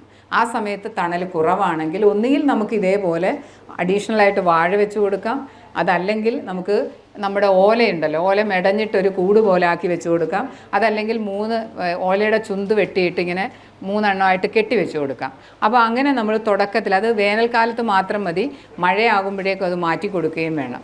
അപ്പോൾ അങ്ങനെ ചെയ്ത് കഴിഞ്ഞാൽ ആ തുടക്കത്തിൽ ആവശ്യം വരുന്ന ആ തണൽ നമുക്ക് കൊടുക്കാൻ പറ്റും. അപ്പോൾ അങ്ങനെ മഞ്ഞളിപ്പ് കാണുന്നുണ്ടെങ്കിൽ ഏറ്റവും പെട്ടെന്ന് അതിന് തണൽ കൊടുക്കുക എന്നുള്ളതാണ് നമുക്ക് ചെയ്യേണ്ടത്. പിന്നെ ആദ്യകാല പരിചരണം എന്നുള്ള രീതിയിൽ അതിൻ്റെ ഇടയിലുള്ള പുല്ലൊക്കെ നമ്മളൊന്ന് വെട്ടിക്കൊടുക്കണം. കളനിയന്ത്രണത്തിന് നമ്മുടെ കളനാശിനികൾ കഴിയുന്നത്ര കൊക്കോയുടെ തോട്ടങ്ങളുടെ ഉള്ളിൽ ഉപയോഗിക്കാതിരിക്കുക. കാരണം ഈ കളനാശിനി അടിക്കുന്ന തോട്ടങ്ങളിൽ കൊക്കോയുടെ അതിൻ്റെ ഗ്രോത്ത്, അല്ലെങ്കിൽ അതിൻ്റെ വളർച്ച മുരടിക്കുന്നതായിട്ട് കാണുന്നുണ്ട്. അതേസമയം നമുക്ക് റോഡുകളോ മറ്റുള്ള അതിൻ്റെ സൈഡിലൊക്കെ ഉള്ള പുല്ലുകളൊക്കെ കളയണമെന്നുണ്ടെങ്കിൽ വേണമെങ്കിൽ കളനാശിനി ഉപയോഗിക്കാം. പക്ഷേ ഒരിക്കൽ ഇത് വളർന്നു കഴിഞ്ഞാൽ, തൈയെല്ലാം വളർന്ന് അതിൻ്റെ മുകളിലത്തെ എല്ലാം തമ്മിൽ മുട്ടിക്കഴിഞ്ഞാൽ പിന്നെ ഈ ഇലയെല്ലാം വീണ് ഇതിൻ്റെ ഇടയിൽ ഒരു കള പോലും കിളിക്കില്ല. അപ്പോൾ അത് തുടക്കത്തിൽ മാത്രം നമുക്ക് ചെയ്താൽ മതി. മാത്രവുമല്ല, ഞാൻ പറഞ്ഞ പോലെ ഇതിൻ്റെ പരാഗണം നടത്തുന്നത് വളരെ ചെറിയ സൂക്ഷ്മജീവിയാണ്. ആ സൂക്ഷ്മജീവികൾ എന്തെങ്കിലും കളനാശിനിയൊക്കെ അതിങ്ങനെ മണ്ണിലൂടെ ഉരുണ്ടാണ് ഇത് പോകുന്നത്. അപ്പം പൊതുവെ കളനാശിനിയോ കീടനാശിനിയോ എന്തെങ്കിലും വീണ് കഴിഞ്ഞാൽ ഈ അതായത് ഇതിൻ്റെ പരാഗണത്തെ സഹായിക്കുന്ന ജീവികൾ ചത്തുപോകും. അങ്ങനെയുള്ള തോട്ടങ്ങളിൽ കായ്പിടുത്തം കുറയുന്നതായിട്ട് കാണാൻ പറ്റും. പിന്നെ ജലസേചനം വളരെ പ്രധാനമാണ്. കൊക്കോയെ സംബന്ധിച്ച് മഴയില്ലാത്ത സമയത്ത് നമ്മൾ ജലസേചനം കൊടുക്കണം. അത് നമ്മളുടെ വെള്ളത്തിൻ്റെ അളവനുസരിച്ച്, നമുക്ക് വെള്ളം ഒരുപാടുണ്ടെങ്കിൽ നമുക്ക് അതായത് തടത്തിൽ വെള്ളം ഒഴിച്ചു കൊടുക്കുന്ന രീതി എടുക്കാം, അല്ലെങ്കിൽ തുള്ളി നനയോ സ്പ്രിങ്ക്ലർ വെച്ചിട്ടോ ചെയ്യാം. അപ്പോൾ സ്പ്രിങ്ക്ലർ ആണെന്നുണ്ടെങ്കിൽ മൈക്രോ സ്പ്രിങ്ക്ലേഴ്സ് വെക്കുകയാണ് നല്ലത്. നമ്മൾ ഈ മറ്റുള്ള തോട്ടങ്ങളിൽ കാണുന്ന പോലെ, അതായത് തേയിലത്തോട്ടങ്ങളിലൊക്കെ വലിയ തോതിൽ കാപ്പിക്കുമൊക്കെ ഭയങ്കര പൊക്കത്തിലുള്ള സ്പ്രിങ്ക്ലേഴ്സാണ് വയ്ക്കുന്നത്. ആ സ്പ്രിങ്ക്ലർ വന്ന് അടിക്കുകയാണെങ്കിൽ ഈ കൊക്കോയുടെ പൊതുവേ പൂക്കൾ ഉണ്ടാവുന്നത് അതിൻ്റെ മെയിനായിട്ടുള്ള തായ്തടിയിലുള്ള പുതിയ കുഷൻസിലാണ്. ആ കുഷനുകളിലുണ്ടാകുന്ന പൂവിലേക്ക് ഈ വെള്ളം വന്ന് അടിച്ചു കഴിഞ്ഞാൽ അതിനകത്തുള്ള പൂമ്പൊടി മുഴുവൻ പോവുകയും അത് അതുപോലെ കുഷൻ കേടാകാനും കായ്പിടുത്തം കുറയാനും സാധ്യതയുണ്ട്. അതുകൊണ്ട് ഇതേപോലുള്ള ചെറിയ സ്പ്രിങ്ക്ലേഴ്സ്, അതായത് ചുവട്ടിൽ മാത്രം നനയാവുന്ന തരത്തിലുള്ള കൊച്ചു കൊച്ചു സ്പ്രിങ്ക്ലേഴ്സാണ് ഉപയോഗിക്കേണ്ടത്. പുതയിട്ട് കൊടുക്കാം. ഡ്രിപ്പാണെന്നുണ്ടെങ്കിൽ നമ്മൾ 24 ലിറ്ററാണ് ഒരു ദിവസം, അതിന് 3 sprinkler drip 8 litre per day എന്നുള്ള രീതിയിൽ 3 ഡ്രിപ്പ് വെച്ച് കൊടുത്തു കഴിഞ്ഞാൽ കിട്ടും. നമ്മൾ ബേസിൻ ഇറിഗേഷൻ ആണെങ്കിൽ 125 മുതൽ 150 ലിറ്റർ വെള്ളം 4 ദിവസത്തിലൊരിക്കൽ എന്നുള്ള രീതിയിലാണ് ഒരു മുഴുവൻ പ്രായമായ 3 വർഷം പ്രായമായ ഒരു ചെടിക്ക് കൊടുക്കേണ്ടത്. ഇനി വളപ്രയോഗത്തിലേക്ക് വരാം. പൊതുവേ കൊക്കോ പ്രധാനമായിട്ടും ഞാൻ ഈ പറഞ്ഞ പോലെ ഇതിൻ്റെ വേരുപടലങ്ങൾ വളരെ ഭൂമിയോട് ചേർന്നാണ്. പക്ഷേ ഒരിക്കൽ പോലും കൊക്കോ അതിൻ്റെ വേരുകളിൽ ആവശ്യത്തിനുള്ള ഭക്ഷണം സൂക്ഷിക്കില്ല. സാധാരണ മറ്റു പല വിളകളും ചെയ്യുന്നത്, അതായത് ഉദാഹരണത്തിന് നമ്മൾ തേയില, കാപ്പി ഇതൊക്കെ എടുത്തു കഴിഞ്ഞാൽ അത് ആഹാരം ഉണ്ടാക്കി അധികം വന്നാൽ അതിൻ്റെ വേരിൽ സ്റ്റാർച്ചായിട്ട് സൂക്ഷിക്കും. ഏതെങ്കിലും സമയത്ത് ഭക്ഷണത്തിന് കുറവ് വരികയോ അതുപോലെ പ്രൂണിങ് സമയത്തൊക്കെ ആഹാരം കൂടുതൽ വേണമെന്ന് വെച്ചാൽ ഈ സ്റ്റാർച്ച് മാറ്റി അത് ഗ്ലൂക്കോസ് ആക്കി മാറ്റും. അതിനങ്ങനെ ഭക്ഷണം സ്റ്റോർ ചെയ്യാനുള്ള കഴിവില്ലാത്തത് കൊണ്ട് തന്നെ ഭക്ഷണം അപ്പോഴപ്പോഴുണ്ടാക്കണം. അപ്പോൾ അതിന് വേണ്ടത് എന്താണെന്ന് വെച്ചാൽ ചെടിയുടെ ഉള്ളിലുള്ള കാർബോഹൈഡ്രേറ്റിൻ്റെ ലെവൽ നമ്മൾ മെയിൻറ്റെയിൻ ചെയ്യണം. എങ്കിൽ മാത്രമേ എല്ലാ വർഷത്തിൽ മുഴുവനും പൂക്കുകയും കായ്ക്കുകയും ചെയ്യുന്നതാണ് കൊക്കോ. എങ്കിൽ പോലും നമുക്ക് 2 പീക്ക് പീരീഡ് ഉണ്ട്. ഇതിൻ്റെ ചില പീക്കുകളിൽ കൂടുതലായിട്ടുണ്ടാകുമ്പോഴും ഈ ചെടി സപ്പോർട്ട് ചെയ്യണം എന്നുണ്ടെങ്കിൽ അതിനുള്ളിലുള്ള കാർബോഹൈഡ്രേറ്റിൻ്റെ ലെവൽ മെയിൻറ്റെയിൻ ചെയ്യണം. പൊതുവെ ചെടികളെ സംബന്ധിച്ച് ഏത് ചെടി എടുത്താലും ചെടിയെ സംബന്ധിച്ച് അതിൻ്റെ നിലനിൽപ്പാണ് പ്രശ്നം. അപ്പോൾ എപ്പോഴൊരു സ്ട്രെസ്സ് വന്നാലും ചെടി ഉടനെ ഇലയുണ്ടാക്കും. നമ്മൾ സ്വാഭാവികമായിട്ട് കാണാം, പെട്ടെന്നൊരിത് വന്നു കഴിഞ്ഞാൽ ഉടൻ തന്നെ പഴയ ഇലയെല്ലാം കൊഴിച്ച് കളഞ്ഞ് ചെടി ഉടൻ തന്നെ പുതിയ ഇല ഉണ്ടാക്കും. അതെന്താണെന്ന് വെച്ചാൽ അത് അതിൻ്റെ നിലനിൽപ്പിൻ്റെ ഭാഗമാണ്. അത് കായകൾ ഉണ്ടാക്കുന്ന അതിൻ്റെ വംശവർദ്ധനവിന് വേണ്ടി. അതിന് ഒരുപാട് കായ ഉണ്ടാക്കേണ്ട ആവശ്യമൊന്നുമില്ല. മനുഷ്യർ അതിനെ കൃഷി ചെയ്ത് നമ്മളതിൽ കൂടുതൽ ഉൽപ്പാദനം ഉണ്ടാക്കി നമുക്ക് എടുക്കേണ്ടത് കൊണ്ടാണ് നമ്മൾ ചെടിയെ കൊണ്ട് ഇത്രയധികം ഉൽപ്പാദനം നടത്തുന്നത്. ശരിക്കും പറഞ്ഞാൽ ഈ റീപ്രൊഡക്ഷൻ, അതായത് പ്രത്യുൽപാദനം എന്ന് പറയുന്നത് വലിയധികം തോതിൽ എനർജി ആവശ്യമുള്ള ഒരു പ്രോസസ്സാണ്. അപ്പോൾ അത്രത്തോളം ഭക്ഷണവും സാധനങ്ങളും അതിന് കിട്ടണം. അപ്പം പൊതുവെ കൊക്കോയ്ക്ക് ഈ നൈട്രജനും പൊട്ടാഷ്യം വളരെയധികം, പൊതുവെ നമ്മുടെ മണ്ണുകൾ എടുത്തു കഴിഞ്ഞാൽ ഫോസ്ഫറസ് അംശം എപ്പോഴും കൂടുതലാണ്. അപ്പം നൈട്രജനും പൊട്ടാഷ്യമാണ് ഏറ്റവും കൂടുതൽ വേണ്ടത്. അപ്പോൾ അതിന് വേണ്ടി നമുക്ക് യൂറിയയും പൊട്ടാഷ്യം കൊടുക്കണം. പിന്നെ രാജ്ഫോസ്, ഈ 3 വളങ്ങളാണ് പ്രധാനമായിട്ട് കൊടുക്കേണ്ടത്. ആ 3 മൂലകങ്ങൾ നൽകുന്നതിന് വേണ്ടി നമ്മുടെ ഓരോ വർഷവും ഒരു മരം 1 കിലോ ഉണങ്ങിയ കുരു ഉൽപ്പാദിപ്പിക്കുമ്പോൾ എത്ര മൂലകങ്ങൾ മണ്ണിൽ നിന്ന് വലിച്ചെടുക്കുന്നു, എത്ര ന്യൂട്രിയൻ്റ് വലിച്ചെടുക്കുന്നു, അതേപോലെ ഇലകൾ വീണിട്ട് എത്ര മണ്ണിലേക്ക് ചേരുന്നു, ഇതിൻ്റെയൊക്കെ അടിസ്ഥാനത്തിൽ നമുക്കൊരു ജനറൽ റെക്കമെൻഡേഷനുണ്ട്. 140-140 ഗ്രാം NPK ഒരു ചെടിക്ക് ഒരു വർഷം. അപ്പോൾ അത് കൊടുക്കുക എന്നതിന് വേണ്ടി നമ്മളതിനെ വളങ്ങളായിട്ട് കൺവേർട്ട് ചെയ്യുമ്പം യൂറിയ, രാജ്ഫോസ്, പൊട്ടാഷ് ആകുമ്പോഴത്തേക്കും നമുക്ക് ഒരു 3-ാം വർഷം ഒരു റൗണ്ട് ഫിഗർ എടുക്കാം. ഇതിലിപ്പോൾ 217, 285, 200 അങ്ങനെ നമ്മൾ നോക്കണ്ട. ഒരു 250 ഗ്രാം 1/4 കിലോ വീതം യൂറിയ, രാജ്ഫോസ്, പൊട്ടാഷാണ്. ഒരു മരം 80 കായ പിടിക്കുന്ന ഒരു മരം ഒരു വർഷം നിങ്ങൾക്ക് 80 കായ തരുന്നുണ്ടെങ്കിൽ നിങ്ങൾ 250 ഗ്രാം വെച്ച് യൂറിയ, രാജ്ഫോസ്, പൊട്ടാഷ് ഇത് 1-ാം വർഷമാണെങ്കിൽ അതിൻ്റെ 1/3 കൊടുത്താൽ മതിയാകും. 2-ാം വർഷം ആകുമ്പോഴത്തേക്ക് 1/2 കൊടുക്കണം. 3-ാം വർഷം മുതൽ നമ്മൾ ഇതേപോലെ കൊടുക്കും. ഇനി കായ പിടിക്കുന്നത് കൂടുതലാണെന്ന് വിചാരിക്കുക, 100 കായ കൂടുതലാണെന്നുണ്ടെങ്കിൽ ഇതിൻ്റെ ഇരട്ടി കൊടുക്കണം. അപ്പം എത്രത്തോളം നമ്മുടെ കൊക്കോ വിളവ് തരുന്നു എന്നുള്ളതിനെ ആശ്രയിച്ച് വേണം നമ്മളതിന് വളം നൽകേണ്ടത്. വളത്തിൻ്റെ അളവ് കറക്റ്റായിട്ട് കൊടുത്തില്ലെങ്കിൽ ചെടി ഒരിക്കലും ഈ കായപിടുത്തം സപ്പോർട്ട് ചെയ്യില്ല. പൂക്കും, ചെറിയ കായ ഉണ്ടാകും.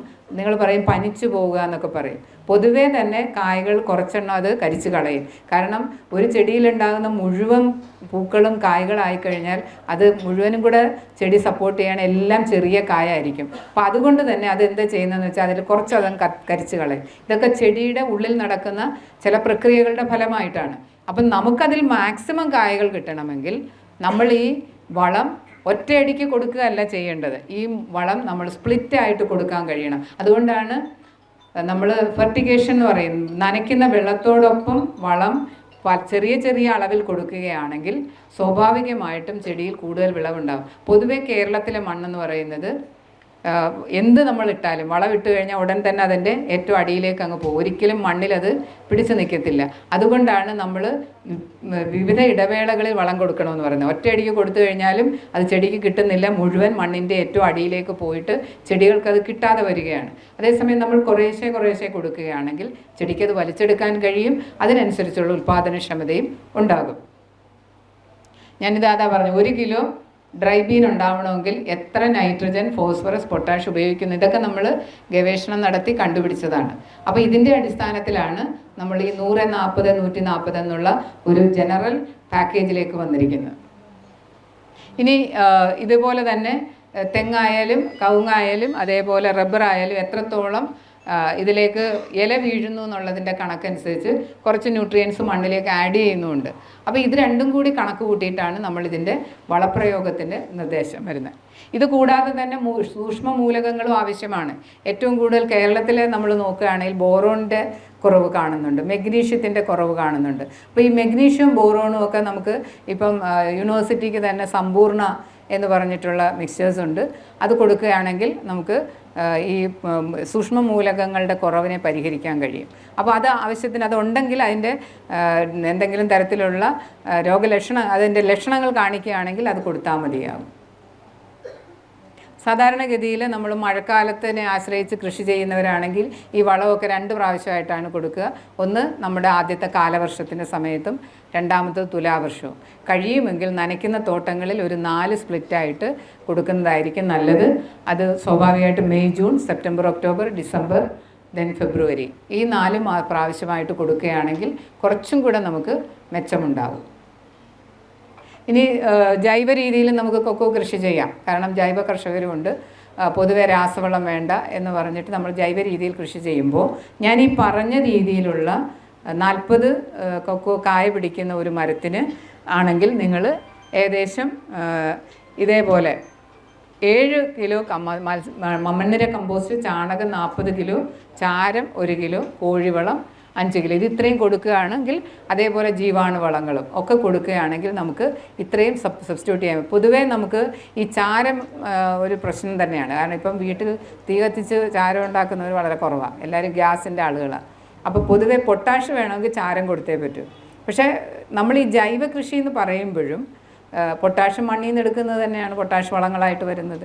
അപ്പം പൊട്ടാഷ് ചേർക്കുന്നത് കൊണ്ട് കുഴപ്പമൊന്നുമില്ല. എന്ത് തന്നെയായാലും പൊട്ടാഷ് ചേർത്തില്ലെങ്കിലുള്ള കുഴപ്പം ഈ കൊക്കോയുടെ തോടുണ്ടല്ലോ, അതിൻ്റെ തോടിന് കട്ടി കുറവായിരിക്കും. അതേപോലെ കുരുവിൻ്റെ ദൃഢത കുറയും, അതിനകത്തുള്ള ഫാറ്റിൻ്റെ അളവ് കുറയും. അപ്പോൾ ഇതൊക്കെ പൊട്ടാഷ് വളങ്ങൾ കൊടുത്തില്ലെങ്കിൽ ഉണ്ടാകുന്ന പ്രശ്നങ്ങളാണ്. അപ്പോൾ പൊതുവേ നമ്മുടെ മണ്ണിൽ കുറച്ച് കാലം പൊട്ടാഷ് കൊടുക്കാതിരുന്നു കഴിഞ്ഞാൽ അതിൻ്റെ അളവ് വല്ലാണ്ട് താഴേക്ക് പോകും. അങ്ങനെ പോയി കഴിഞ്ഞാൽ പിന്നെ അത് ഉയർത്തിക്കൊണ്ടുവരാനും വലിയ പാടാണ്. അപ്പോൾ അതുകൊണ്ട് തന്നെ ജൈവ രീതിയിൽ കൃഷി ചെയ്യുമ്പോഴും നമ്മൾ പൊട്ടാഷിൻ്റെ ലഭ്യത മണ്ണിൽ ഉറപ്പുവരുത്തണം. ഇതൊക്കെ ചെയ്യുമ്പോൾ ഇടയ്ക്കെങ്കിലും 2 വർഷം കൂടുമ്പോഴെങ്കിലും നമ്മൾ മണ്ണിൻ്റെ സാമ്പിൾ എടുത്തൊന്ന് പരിശോധിക്കണം. അതിൻ്റെ pH എത്രയാണെന്ന് നോക്കുക. അപ്പോൾ സ്വാഭാവികമായിട്ടും നമ്മളൊക്കെ ഭക്ഷണം കഴിക്കുന്നതിന് മുമ്പ് എന്താ ചെയ്യാറ്? പാത്രമൊക്കെ കഴുകി വൃത്തിയാക്കിയിട്ടല്ലേ ഭക്ഷണം കഴിക്കൂ. ചെടിക്ക് കൊടുക്കുമ്പോഴും ആദ്യം ഒന്ന് നമ്മൾ മിനിമം 2 വർഷത്തിലൊരിക്കലെങ്കിലും ലൈം കൊടുക്കണം. അതായത് മണ്ണിൻ്റെ ആ പുളിരസം ഒന്ന് കുറയ്ക്കാൻ വേണ്ടിയിട്ട് നമുക്കൊരു 1/2 കിലോ വീതം, 1/2 മുതൽ 1 കിലോ വരെ കൊടുക്കാം. ഡോളമൈറ്റ് അല്ലെങ്കിൽ നീറ്റ് കക്ക, ലൈം കൊടുത്തിട്ട് ഒരു 20 ദിവസത്തിന് ശേഷം നമ്മൾ വളം കൊടുക്കുക. അപ്പം ഈ പറയുന്ന NPK രാസവളത്തോടൊപ്പം തന്നെ ചെടിക്ക് ജൈവവളവും ആവശ്യമാണ്. അപ്പം നിങ്ങൾക്ക് കൊടുക്കേണ്ട ജൈവവളവും രാസവളവും തമ്മിലും ഒരു 3 ആഴ്ചത്തെ ഗ്യാപ്പ് ഇട്ട് കൊടുക്കുക, രണ്ടും ഒന്നിച്ച് കൊടുക്കാതിരിക്കുക. അതേപോലെ സ്യൂഡോമോണാസോ അല്ലെങ്കിൽ ട്രൈക്കോഡെർമ നമ്മൾ ചാണകത്തിനോടൊപ്പം കൊടുത്ത് ചേർത്ത് എൻട്രി ചെയ്ത് കൊടുക്കുകയാണെങ്കിൽ കുറച്ചുകൂടെ നന്നായിരിക്കും. അപ്പോൾ ഇത്തരത്തിൽ വളപ്രയോഗത്തിൽ ഒരു നല്ല രീതിയിൽ ശ്രദ്ധിക്കുകയാണെങ്കിൽ നമ്മളുടെ കൊക്കോ വർഷം മുഴുവൻ പൂക്കുകയും കായ്ക്കുകയും നല്ല ഉൽപ്പാദനം ലഭ്യമാകുകയും ചെയ്യും എന്നുള്ള കാര്യത്തിൽ യാതൊരു സംശയവുമില്ല. സാധാരണഗതിയിൽ നമ്മൾ ഈ ട്രൈക്കോഡെർമ ജീവാണുവളം നമ്മൾ പൊതുവെ വാങ്ങി നേരിട്ടിടാൻ പറയുമ്പോഴും അത് പൊതുവെ ചാണകത്തിൽ നമ്മൾ മിക്സ് ചെയ്ത് ഇടുന്നതായിരിക്കും കുറച്ചുകൂടെ നല്ലത്. പൊതുവെ ചെറിയ ചെടികളായിരിക്കുമ്പോൾ, പ്രത്യേകിച്ച് നമ്മൾ ഏത് ചെറിയ ചെടികൾ കൊണ്ട് നടുമ്പോഴും ഈ ജീവാണുവളങ്ങൾ തുടക്കത്തിൽ ഏറ്റവും നല്ലതാണ്. അതായത് വളർച്ചയെ അത് സഹായിക്കും, ഒപ്പം രോഗപ്രതിരോധ ശേഷിയും കൂട്ടും. അപ്പോൾ ഈ ജീവാണുവളം നമുക്ക് ഉണ്ടാക്കണമെന്നുണ്ടെങ്കിൽ ഒരു 90 കിലോ ഉണങ്ങിപ്പൊടിച്ച ചാണകപ്പൊടി, അതിൻ്റെ കൂടെ 10 കിലോ വേപ്പിൻ പിണ്ണാക്കും, ഒരു 1 കിലോ മുതൽ 2 കിലോ വരെ 2 കിലോ ട്രൈക്കോഡെർമ ചേർക്കുന്നതായിരിക്കും കുറച്ചുകൂടെ നമ്മൾ വാങ്ങാൻ കിട്ടുന്ന അതിൻ്റെ ഇനോക്കുലം, അതായത് 2 കിലോയും കൂടി ചേർത്ത് നന്നായി മിക്സ് ചെയ്ത് ഒന്ന് ചെറുതായിട്ട് നനച്ച്, കൂടുതൽ നനയരുത്, ചെറിയൊരു നനവ് മതി. എന്നിട്ട് അതിനെ കൂട്ടി വെച്ച് ഒരു പ്ലാസ്റ്റിക് ഷീറ്റ്, അല്പം ദ്വാരങ്ങളുള്ള ഷീറ്റ് വെച്ചുകൊണ്ട് അതിനെ മൂടിയിട്ട് കഴിഞ്ഞാൽ ഇതിനകത്തേക്ക് ട്രൈക്കോഡെർമ വളർന്ന് നമുക്ക് ഏതാണ്ട് ഒരു 3 ആഴ്ച കൊണ്ട് ഈ ചാണകപ്പൊടിക്കകത്ത് മുഴുവൻ ഈ ജീവാണു നന്നായിട്ട് ഉണ്ടായിട്ടുണ്ടാകും. ഇത് കൊണ്ടുവന്ന് ചെടിക്ക് ഇട്ട് കൊടുക്കുകയാണെങ്കിൽ ചെടിക്ക് നല്ല രോഗപ്രതിരോധ ശേഷി കിട്ടും. പൊതുവേ ചില തരത്തിലുള്ള കുമിളുകളെയൊക്കെ നശിപ്പിക്കാനുള്ള കഴിവും ഈ ജീവാണു വളങ്ങൾക്കുണ്ട്. അപ്പോൾ അതുകൊണ്ട് തന്നെ നമ്മൾ വെറുതെ ചാണകപ്പൊടി ഇടുന്നതിന് പകരം അത് ഇതുപോലുള്ള ജീവാണു വളങ്ങളെ കൊണ്ട് സമ്പുഷ്ടമാക്കിയതിന് ശേഷം ഉപയോഗിക്കുന്നതായിരിക്കും നല്ലത്. ഇനി ഞാൻ വളമിടുന്നതിനെ കുറിച്ച് പറഞ്ഞു. പൊതുവേ ഇതിൻ്റെ വേരുപടലം ഇതുണ്ട്. ഇതിൻ്റെ മണ്ണിൻ്റെ ഓരോ സൈഡിലേക്കും 1.5 മീറ്ററാണ് 2 സൈഡിലേക്കും. അതേപോലെ ഒരു അടിയാണ് ഇതിൻ്റെ ഏറ്റവും കൂടുതലായിട്ടുള്ള വളം വലിച്ചെടുക്കുന്ന വേരുകൾ. ഏകദേശം അതിൻ്റെ ടാപ്പ് റൂട്ട് എന്ന് പറയുന്ന ഒരു 1.5 മീറ്റർ താഴേക്കും പോയിട്ടുണ്ടാകും. അപ്പം പൊതുവേ നമ്മൾ ഇതിൻ്റെ ചുവടൊന്നും തെളിക്കേണ്ട ആവശ്യമില്ല. ഇലയൊന്ന് മാറ്റി നമ്മൾ ഇടാൻ പോകുന്ന വളം വെറുതെ ഒന്ന് മരത്തിൽ നിന്ന് ഒരല്പം 50 സെൻറ്റിമീറ്റർ മാറ്റിയിട്ട് ചുറ്റോട് ചുറ്റും ഇട്ട് കൊടുത്ത് ഇലയും വീണ്ടും കൂട്ടിയിടുക. അല്ലാതെ ഒരിക്കലും ഇതിന് ചെവിട് ഇളക്കാൻ പോകരുത്. കാരണം അത്രയും വേരുകളാണ് നഷ്ടപ്പെടുന്നത്. അത് ചെടിക്ക് കൂടുതൽ ഷോക്കാകും. അപ്പോൾ ഒരിക്കലും ഇതിന് നമ്മൾ മറ്റു നിൽക്കുന്ന പോലുള്ള തടമെടുത്ത് വളമിടേണ്ട ആവശ്യമില്ല. ഇനി വളർച്ചയുടെ ഞാൻ പറഞ്ഞതാണ്. ഇത് പൊതുവേ ഒരു മരം കൊണ്ട് നട്ട് കഴിഞ്ഞാൽ ആദ്യത്തെ ഏതാണ്ട് 1.5 മീറ്റർ ആകുമ്പോഴേക്കും അതിന് 3-4 ശാഖകൾ വരും. ഇതിനെ നമ്മൾ ആദ്യത്തെ ടയർ എന്നാണ് പറയുക. ഇതേപോലെയുള്ള സക്കേഴ്സ് പിന്നെ വരും. അതിനെയൊക്കെ നമ്മൾ മുറിച്ച് കളയും. ഇതേലുമൊക്കെ ഇതേപോലെയുള്ള ചെറിയ ചെറിയ ചുപ്പോൺസ് വരും. അതിനെയൊക്കെ നമ്മൾ കളഞ്ഞിട്ട് ഇതേപോലെ ഒറ്റത്തട്ടിൽ ക്രമീകരിക്കും. പൊതുവെ ഈ മെയിനായിട്ടുള്ള ബ്രാഞ്ചുകളിലും ഈ പറയുന്ന സ്ഥലങ്ങളിലും ആവുന്ന ഈ സ്പെഷ്യലായിട്ടുള്ള ഒരു കുഷനിലാണ് ഈ പൂക്കൾ ഉണ്ടാകുന്നത്. ഏകദേശം ഒരു കുഷനിൽ ഒരു വർഷം 50 പൂക്കളോളം ഉണ്ടാകും. അത് ഒത്തിരി അധികം കായ പിടിക്കുകയും ചെയ്യും.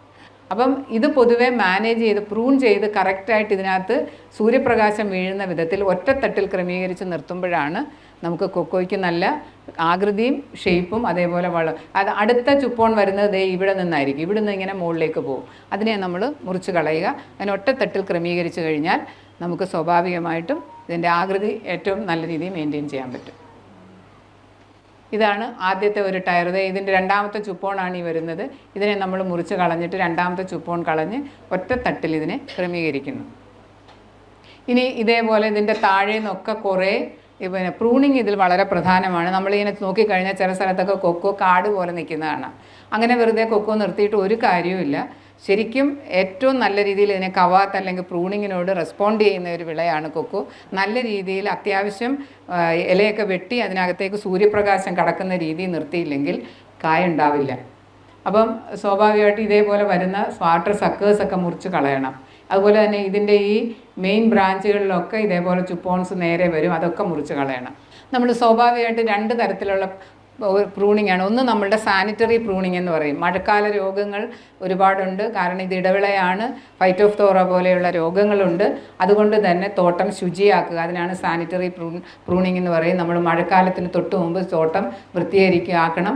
ഉണങ്ങിയ കായകൾ, രോഗമുള്ള കായകൾ, കരിങ്കായ, അതേപോലെ ഉണങ്ങിയ കമ്പുകൾ ഇതെല്ലാം മാറ്റി മുറിച്ച് ദൂരെ കൊണ്ടുപോയി കത്തിച്ച് കളയണം. തോട്ടത്തിൽ ഇടാൻ പാടില്ല. അങ്ങനെ തോട്ടം വൃത്തിയാക്കി ഇടുന്ന അതിനെയാണ് സാനിറ്ററി പ്രൂണിങ്. പിന്നെ ഒന്ന് ഓപ്പൺ സെൻറ്റർ പ്രൂണിങ്ങും ക്ലോസ് സെൻറ്റർ പ്രൂണിങ്. അതായത് മഴക്കാലം ആകുമ്പോഴേക്കും നമ്മൾ ഇതിനെ ഒന്ന് തുറന്നു കൊടുക്കണം. അതായത് അതിൻ്റെ സെൻറ്റർ ഭാഗങ്ങളൊക്കെ ഒന്ന് വെട്ടി സെൻറ്ററിലേക്ക് വരുന്ന കമ്പുകളൊക്കെ ഒന്ന് മുറിച്ച് ഒന്ന് തുറന്നു കൊടുക്കുക. തുറന്നു കൊടുത്തു കഴിഞ്ഞാൽ സ്വാഭാവികമായിട്ട് എന്താകും? സൂര്യപ്രകാശം ഉള്ളിലേക്ക് വീഴും. അതിനകത്തുള്ള ആപേക്ഷിക സാന്ദ്രത കുറയും. രോഗം കുറയാനും സാധിക്കും. അപ്പം നമ്മളൊരു കുട ഇങ്ങനെ എടുത്ത് നിവർത്തി തിരിച്ചു വെച്ചാൽ എങ്ങനെ ഉണ്ടാവും? അതാണ് ഓപ്പൺ സെൻറ്റർ പ്രൂണിങ്. മഴക്കാലത്ത് ഏറ്റവും കൂടുതൽ സൂര്യപ്രകാശം ഉള്ളിലേക്ക് പതിക്കണമെന്നുണ്ടെങ്കിൽ തുറന്ന് പ്രൂൺ ചെയ്യുക. അതേസമയം വേനൽക്കാലത്ത് നമ്മൾ കുടയും ചൂടി നടക്കുന്നത് പോലെ അതിൻ്റെ സെൻറ്റർ ഭാഗത്ത് അധികം ചൂട് തട്ടണ്ട.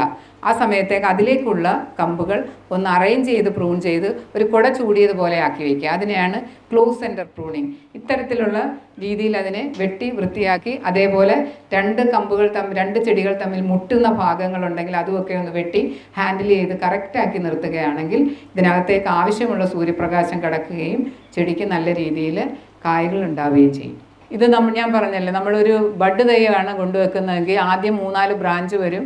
പിന്നീട് കുറച്ച് കഴിയുമ്പോൾ ഈ ബഡ് ചെയ്ത പോർഷൻ്റെ മുകളിൽ നിന്നും നല്ലൊരു ചുപ്പോൺ വിട്ട് കൊടുത്തിട്ട് ഗ്രാജുവലായിട്ട് ഇതിൻ്റെ ഓരോരോ ബ്രാഞ്ചുകൾ മുറിച്ച് ഫൈനലി അതിങ്ങനെ ആക്കിയെടുക്കും. അപ്പോൾ ഇതൊരു വലിയ പ്രോസസ്സാണ്. അതുകൊണ്ടാണ് നമ്മൾ ആ ബഡ് തൈകൾ പൊതുവെ കൊടുക്കാത്ത. നമ്മൾ ഗവേഷണ ആവശ്യങ്ങൾക്ക് മാത്രമായിട്ടാണ് ബഡ് തൈകൾ ഉപയോഗിക്കുന്നത്. നെക്സ്റ്റ്, ഇനി മേലൊട്ടിക്കൽ എന്ന് പറഞ്ഞൊരു പ്രക്രിയയുണ്ട്.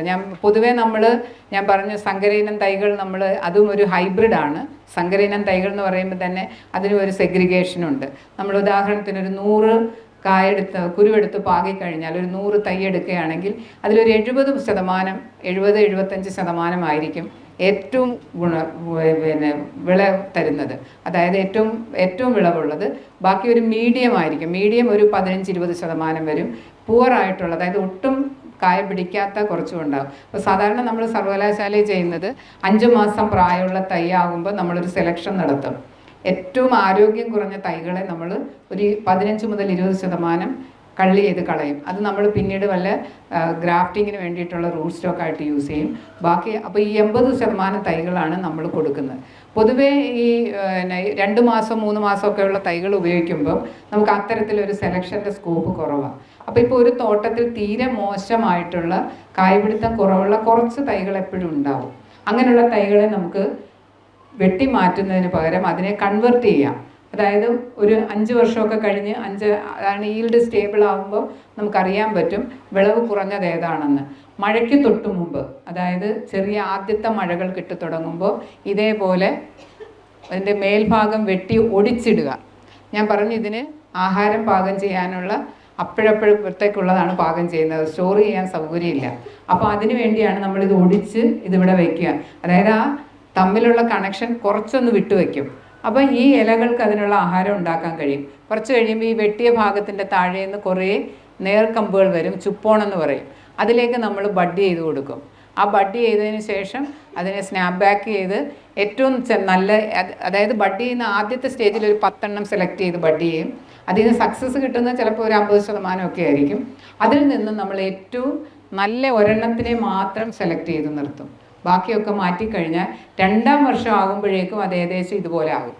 പെട്ടെന്ന് തന്നെ വളരും. അപ്പോൾ ഏറ്റവും അത്യുൽപാദന ശേഷിയുള്ള ഒരെണ്ണത്തിൽ നിന്നും നമുക്ക് കമ്പെടുത്തിട്ട് ഇതേപോലെ ബഡ് ചെയ്യുകയോ ഗ്രാഫ്റ്റ് ചെയ്യുകയോ ചെയ്ത് കഴിഞ്ഞാൽ നമുക്ക് 1 വർഷം കൊണ്ട് തന്നെ ഇത്തരത്തിൽ അതിനെ മാറ്റിയെടുക്കാൻ കഴിയും. പിന്നെ ഞാൻ പറഞ്ഞ പോലെ പൊതുവെ നാഗത്തിൻ്റെ കുറവ് കൊണ്ട് ഈ വരുന്ന ഈ കൊച്ചു കൊച്ചു ഇലകളുണ്ടാവും. ലിറ്റിൽ ലീഫ് എന്നാണ് അതിന് പറയുന്നത്. അതായത് കുഞ്ഞു ഇലകളായി മാറും. അത് നാഗത്തിൻ്റെ കുറവ് കൊണ്ടാണ്. അങ്ങനെ വരികയാണെങ്കിൽ നമുക്ക് സിങ്ക് സൾഫേറ്റ് അതുപോലെ ലൈമും കൂടെ ചേർത്തിട്ട്, സിങ്ക് സൾഫേറ്റ് 0.15%, അതേപോലെ തന്നെ ലൈം 0.5%-ത്തിലുള്ള ഇത് അടിച്ചു കൊടുത്തു കഴിഞ്ഞാൽ മാറും. അതേപോലെ തന്നെ ഇതിൻ്റെ കമ്പുകളിൽ ഇതേപോലെയുള്ള ഇത്തിൾ കണ്ണികൾ വരികയാണെങ്കിൽ അതും തുടക്കത്തിൽ തന്നെ നമ്മൾ റിമൂവ് ചെയ്ത് കളയണം. പൊതുവെ കൊക്കോയ്ക്ക് ഒരു ചെറുകായ് വാട്ടം എന്ന് ഞാൻ പറഞ്ഞു. അതായത് അത് വേണമെങ്കിൽ അതിനൊരു ഫിസിയോളജിക്കൽ തിന്നിങ് എന്നൊക്കെ പറയാം. അതായത് ചെടിക്ക് തന്നെ അതിൻ്റെ വിളവ് ക്രമീകരിക്കുന്നതിന് വേണ്ടിയിട്ടുള്ള ഒരു മെക്കാനിസമാണ്, ചെടിയുടെ തന്നെ ഒരു ഇൻറ്റേർണൽ മെക്കാനിസമാണ്. അങ്ങനെ ചെയ്തുകൊണ്ട് കുറച്ചെണ്ണത്തിന് ഇതങ്ങ് ഉണക്കിക്കളയും. നിങ്ങൾ നോക്കിക്കഴിഞ്ഞാൽ കാണാം, ഇവിടെ കുറച്ചെണ്ണം മഞ്ഞ നിറത്തിൽ കാണും, ബാക്കിയൊക്കെ വലുതായിട്ട് വരുന്നുണ്ട്. അപ്പോൾ അങ്ങനെ വരികയാണെങ്കിൽ ഇതിന് പ്രത്യേകിച്ച് കുഴപ്പമൊന്നുമില്ല. അതായത് ഉണ്ടാകുന്ന മുഴുവൻ കായയും ചെടി അംഗീകരിക്കത്തില്ല. അതിനു വേണ്ടിയാണ് നമ്മൾ വളമൊക്കെ നല്ല രീതിയിൽ കൊടുത്താൽ നല്ല വിളവ് കിട്ടും. അതേസമയം നിങ്ങളിപ്പോൾ സ്വാഭാവികമായിട്ടും ഒരു ചെടി എടുക്കുകയാണ്, അതിലുള്ള മുഴുവൻ കായ ഇതുപോലെ കരിഞ്ഞു പോവുകയാണെങ്കിൽ വേറെ എന്തെങ്കിലും കാരണം ഉണ്ടെന്നർത്ഥം. ഒന്നുകിൽ ആദ്യം നമ്മൾ അതിന് എന്താണ് കാരണമെന്ന് നോക്കണം. സ്വാഭാവികമായിട്ടും മണ്ണ് പരിശോധിക്കണം. മണ്ണിനകത്തിന് അമ്ലത്തിൻ്റെ കൂടുതലോ അല്ലെങ്കിൽ മണ്ണിലെ പുളിപ്പ് കൂടിയിട്ട് ചെടിക്ക് എടുത്തു കൊടുക്കുന്ന വളം വലിച്ചെടുക്കാൻ പറ്റാത്തത് കൊണ്ടാണോ എന്നുള്ളത് നോക്കണം. എവിടെയെങ്കിലും വെള്ളക്കെട്ടുണ്ടോ എന്ന് നോക്കണം. വേരിന് എന്തെങ്കിലും അപകടം ഉണ്ടായിട്ടുണ്ടോ എന്ന് നോക്കണം. അതേപോലെ തന്നെ ഏതെങ്കിലും ഫൈറ്റോഫ്തോറ പോലെയുള്ള കുമിൾ രോഗങ്ങളാണോ, ഇതെല്ലാം നോക്കി അതെന്താണെന്ന് നമുക്ക് പരിഹരിച്ചു കഴിഞ്ഞാൽ മാത്രമേ നമുക്കത് പരിഹരിക്കാൻ പറ്റുള്ളൂ.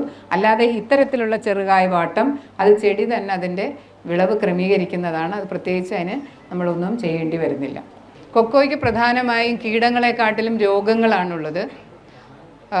നമുക്കറിയാം ഫൈറ്റോഫ്തോറ എന്ന് പറയുന്ന അതൊരു പോളിഫാഗ്, അതായത് ഒരുവിധപ്പെട്ട എല്ലാ തോട്ട വിളകളിലും കാണപ്പെടുന്നതാണ് ഫൈറ്റോഫ്തോറ. അതായത് തെങ്ങായാലും കവുങ്ങായാലും റബ്ബറായാലും എല്ലാത്തിലും നമുക്ക് ഫൈറ്റോഫ്തോറ ഉണ്ട്. അത് കൊക്കോയിലും ഉണ്ട്. അപ്പം കൊക്കോയുടെ കറുത്തകായ് രോഗം എന്നുള്ള ഒരു രോഗം വരണമെന്നുണ്ടെങ്കിൽ ചില ഘടകങ്ങൾ ഒത്തുവരുമ്പോഴാണ് രോഗം വരുന്നത്. നമ്മളെ സംബന്ധിച്ച് കൊക്കോയുടെ മഴക്കാലത്തുണ്ടാകുന്ന കായകളിലാണ് ഏറ്റവും കൂടുതൽ കൊക്കോ രോഗം വരുന്നത്. ആപേക്ഷിക സാന്ദ്രത ഏകദേശം 90-ന് മുകളിലായിരിക്കും ആ സമയം തോട്ടങ്ങളിൽ. അതുകൊണ്ടാണ് ഞാൻ പറഞ്ഞത് ഇതേപോലുള്ള ഈ ഫൈറ്റോഫ്തോറ പോലുള്ള, അതേപോലെ ഈ കൊളറ്റോട്രിക്കം, അങ്ങനെ 2-3-4 കുമിളുകളുണ്ട് ഇതേപോലെയുള്ള കായകളെ ബാധിക്കുന്നത്. അപ്പോൾ ഇതൊക്കെ വരണമെന്നുണ്ടെങ്കിൽ ഒന്ന് ആ രോഗാണു നമ്മളെപ്പോഴും വേനൽക്കാലത്തായാലും ഏത് സമയത്തും തോട്ടത്തിൽ ഉണ്ടാവും. പക്ഷേ അതൊരു പ്രത്യേക കാലാവസ്ഥ അതിന് അനുകൂലമാകുമ്പോഴാണ് അത് കൂടുതലായിട്ട് വന്ന് അത് ചെടികളെ ബാധിക്കുന്നത്. അപ്പം സ്വാഭാവികമായിട്ട് ഈ ഫൈറ്റോഫ്തോറ വരുന്നത് ഇതേപോലെ കറുത്തകായ രോഗം എന്ന് പറയുന്ന ഈ രോഗം ബാധിക്കുന്നത് അതിൻ്റെ താഴെ നിന്നും ഇതേപോലെ വെച്ചാൽ ആദ്യം ഒരു പൊള്ളൽ പോലെ വരും. പൊള്ളൽ പോലെ വന്ന് അത് കഴിഞ്ഞതിന് ശേഷം അത് കൂടുതൽ സ്ഥലത്തിലേക്ക് വ്യാപിച്ച് മൊത്തമായിട്ട് വ്യാപിച്ച് പോകും. അപ്പം ഇത് തന്നെ അടുത്ത വേറെ ഒരു തരത്തിലുള്ളതുണ്ട്, കാങ്കർ രോഗം എന്ന് പറയും. അതായത് മരത്തിൻ്റെ തടിയെ ബാധിക്കുന്നത്. പിങ്ക് രോഗം എന്ന് പറയും. അതൊക്കെ തന്നെ ഇതേപോലെയുള്ള കുമിളുകളാണ്. അപ്പോൾ ഇതിനൊക്കെ നമുക്ക് പ്രധാനമായിട്ടും ചെയ്യാവുന്ന ഒരു കാര്യം എന്ന് പറയുന്നത് തോട്ടത്തിൻ്റെ സാനിറ്റേഷനാണ്. മഴക്കാലത്തിന് മുമ്പ് നമുക്ക് തോട്ടം വൃത്തിയാക്കി ഇതുപോലെയുള്ള കറുത്തകായും കരിങ്കായും, ഇത് സാധാരണഗതിയിൽ ഈ രോഗം വരുന്നത് തെക്ക് പടിഞ്ഞാറൻ മൺസൂൺ, അതായത് നമ്മുടെ കാലവർഷ സമയത്താണ് ഏറ്റവും കൂടുതൽ ഈ രോഗം കാണുന്നത്. എല്ലാ പ്രായത്തിലുള്ള കായകളെ ഇത് ബാധിക്കും. അപ്പോൾ ആദ്യം ഇങ്ങനെ ചെറിയ ലീഷൻ പോലെ കണ്ടൊരു പൊള്ളൽ പോലെ വന്ന് പിന്നീട് അത് വലുതായി മൊത്തം കായയെയും ബാധിക്കുകയും പിന്നീട് അതിൻ്റെ അതുപോലെ നനഞ്ഞ പോലെയുള്ള പാടുകളായിരിക്കും കാണുന്നത്. ഒരു വാട്ടർ സോക്ക്ഡ് ലീഷൻ എന്നൊക്കെ പറയും. അതായത് നനഞ്ഞ പാടുകൾ, പിന്നീട് അത് തവിട്ട് നിറത്തിലുള്ള പുള്ളികളായിട്ട് അതുപോലെ അഴുകി മൊത്തമായിട്ട് പോകും. ഇതാണ് അതിൻ്റെ ലക്ഷണമായിട്ട് പറയുന്നത്. ഇതാണ് ആദ്യം തുടക്കം. അതിൻ്റെ മുകളിൽ നിന്ന് ഇങ്ങനെ ഇതുപോലെ അതിൻ്റെ ആ നെക്കെന്ന് പറയും, അതായത് തണ്ടിനോട് ചേർന്ന ഭാഗത്തു നിന്നാണ് ഇത് സ്റ്റാർട്ട് ചെയ്യുന്നത്. പിന്നീട് അത് മുഴുവൻ കായകളിലും ബാധിക്കും. ഇതേപോലെ നമ്മൾ തുറന്ന് നോക്കിക്കഴിഞ്ഞാൽ ആ കുരുകളെയും അത് ബാധിച്ചിട്ടുണ്ടാവും. ഈ കായ അത് ഇങ്ങനെയുള്ള രോഗം ബാധിച്ച കായകളെ കുരുവെടുത്ത് നമ്മൾ ഈ ഫെർമെൻറ്റേഷന് വേണ്ടി ഇട്ട് കഴിഞ്ഞാൽ ആ മൊത്തം ലോട്ടിനെ അത് ബാധിക്കും. അപ്പോൾ അതുകൊണ്ട് തന്നെ നമുക്കത് ഉപയോഗിക്കാനും പറ്റില്ല. അതുകൊണ്ട് തന്നെ ഇത് സാധാരണഗതിയിൽ ഇടയ്ക്കിടെ ഈ മഴ ഇങ്ങനെ കണ്ടിന്യൂസ് പെയ്തുകൊണ്ടിരിക്കുമ്പോൾ സ്വാഭാവികമായിട്ടും നമുക്ക് ഈ രോഗം അങ്ങനെ കാണില്ല. പെട്ടെന്ന് ഒരു 2-3 ദിവസം ഇടയ്ക്കൊരു വെയിൽ വരുമ്പോഴായിരിക്കും മൊത്തം ചെടിയിലേക്ക് പെട്ടെന്ന് വ്യാപിക്കുന്നത്. അതിൻ്റെ അർത്ഥം ഈ രോഗത്തിൻ്റെ കുമിൾ അവിടെ ഇല്ലാത്തതല്ല, അവിടെ ഉണ്ടായിരുന്നു. പക്ഷേ അത് ആ പെട്ടെന്ന് വെയിൽ വരുമ്പോഴേക്കും കൂടുതലായിട്ട് വ്യാപിച്ച് പെട്ടെന്ന് അത് രോഗമായിട്ട് കാണുന്നതാണ്. അപ്പം തോട്ടത്തിൽ ഇത് ചെയ്യാവുന്ന കാര്യം നമുക്ക് മഴക്കാലത്തിന് മുമ്പ് തോട്ടം ശുചിയാക്കുക, കറുത്ത കായകളും മറ്റും പറിച്ച് കത്തിച്ച് കളയുക. അതേപോലെ തന്നെ നമ്മൾ വിളവെടുപ്പിന് ശേഷമുള്ള അതിൻ്റെ തോടും സാധനങ്ങളും തോട്ടത്തിൽ ഇടാതിരിക്കുക. ഇതാണ്. പിന്നെ അതേപോലെ തന്നെ കാവാത്ത് പോലെയുള്ള പ്രൂണിങ് ചെയ്തിട്ട് തോട്ടത്തിൽ ഏറ്റവും കൂടുതൽ വായു സഞ്ചാരം ഉറപ്പാക്കുക. ഇതുകൂടാതെ മഴക്കാലത്തിന് മുമ്പായി നമ്മൾ ഒരു ബോഡോ മിശ്രിതം ഉണ്ടാക്കി അത് കൃത്യമായിട്ട് തളിച്ചിരിക്കണം. അത് പ്രൊഫിലാറ്റിക് ആയിട്ടാണ് ചെയ്യുന്നത്. അതായത് രോഗം വരാതിരിക്കാൻ വേണ്ടി ഒരു മുൻകരുതൽ എന്നുള്ള രീതിയിൽ ഒരു പ്രാവശ്യം കൊടുക്കുക. അങ്ങനെ കഴിഞ്ഞാൽ നമുക്ക് ഇതിൻ്റെ ഈ കുമിളിനെ നല്ല രീതിയിൽ നിയന്ത്രിക്കാൻ കഴിയും. പിന്നീട് ആ രോഗം ഉണ്ടെങ്കിൽ മാത്രം നമ്മൾ 2-മതോ 3-മതോ കൊടുത്താൽ മതി.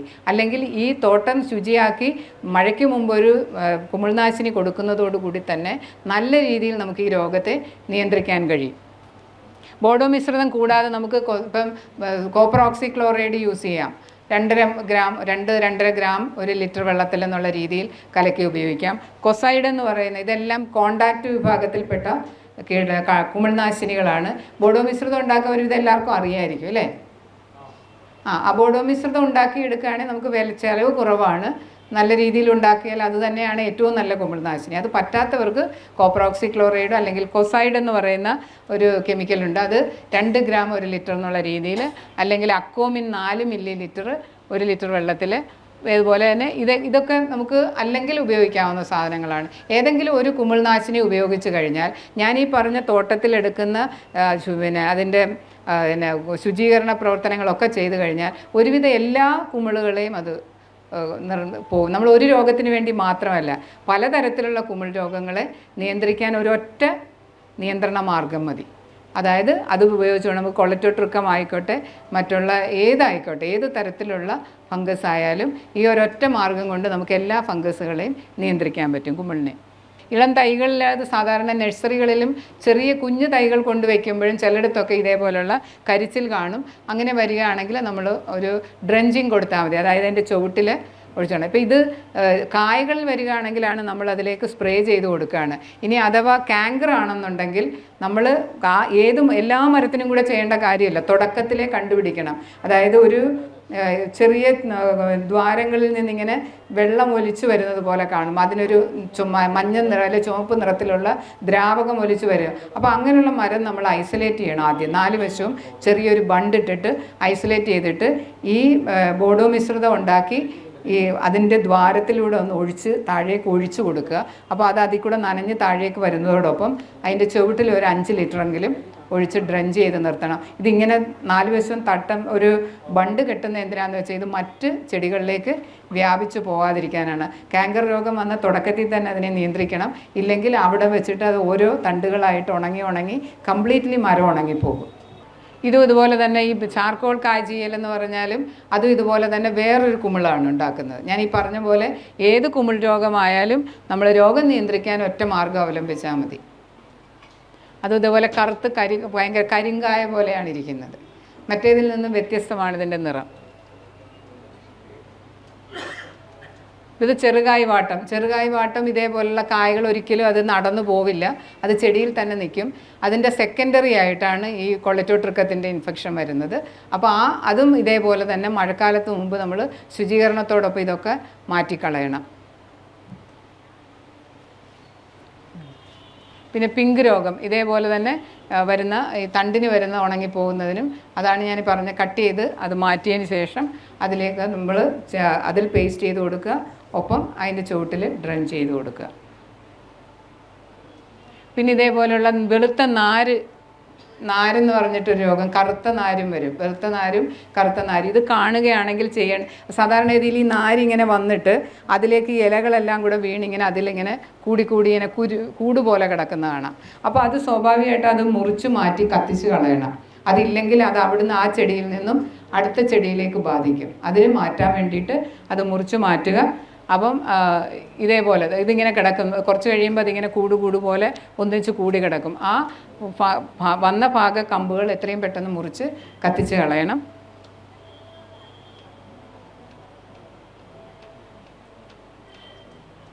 ഇവിടെ ബോഡോ മിശ്രിതം അതുപോലെ അല്ലെങ്കിൽ ഏതെങ്കിലും ഒരു കുമിൾനാശിനി സ്പ്രേ ചെയ്ത് കൊടുക്കുകയും വേണം. കുതിരവാലം എന്ന് പറയുന്ന കരിച്ചിൽ രോഗം കറുത്ത നിറത്തിലാണെങ്കിൽ അതിനെ കുതിരവാലെന്ന് പറയും. അത് ഇതേപോലെ തന്നെ കാണപ്പെടുന്നത്, കറുത്ത ഇതുപോലെ പോലെ വരുന്നത്.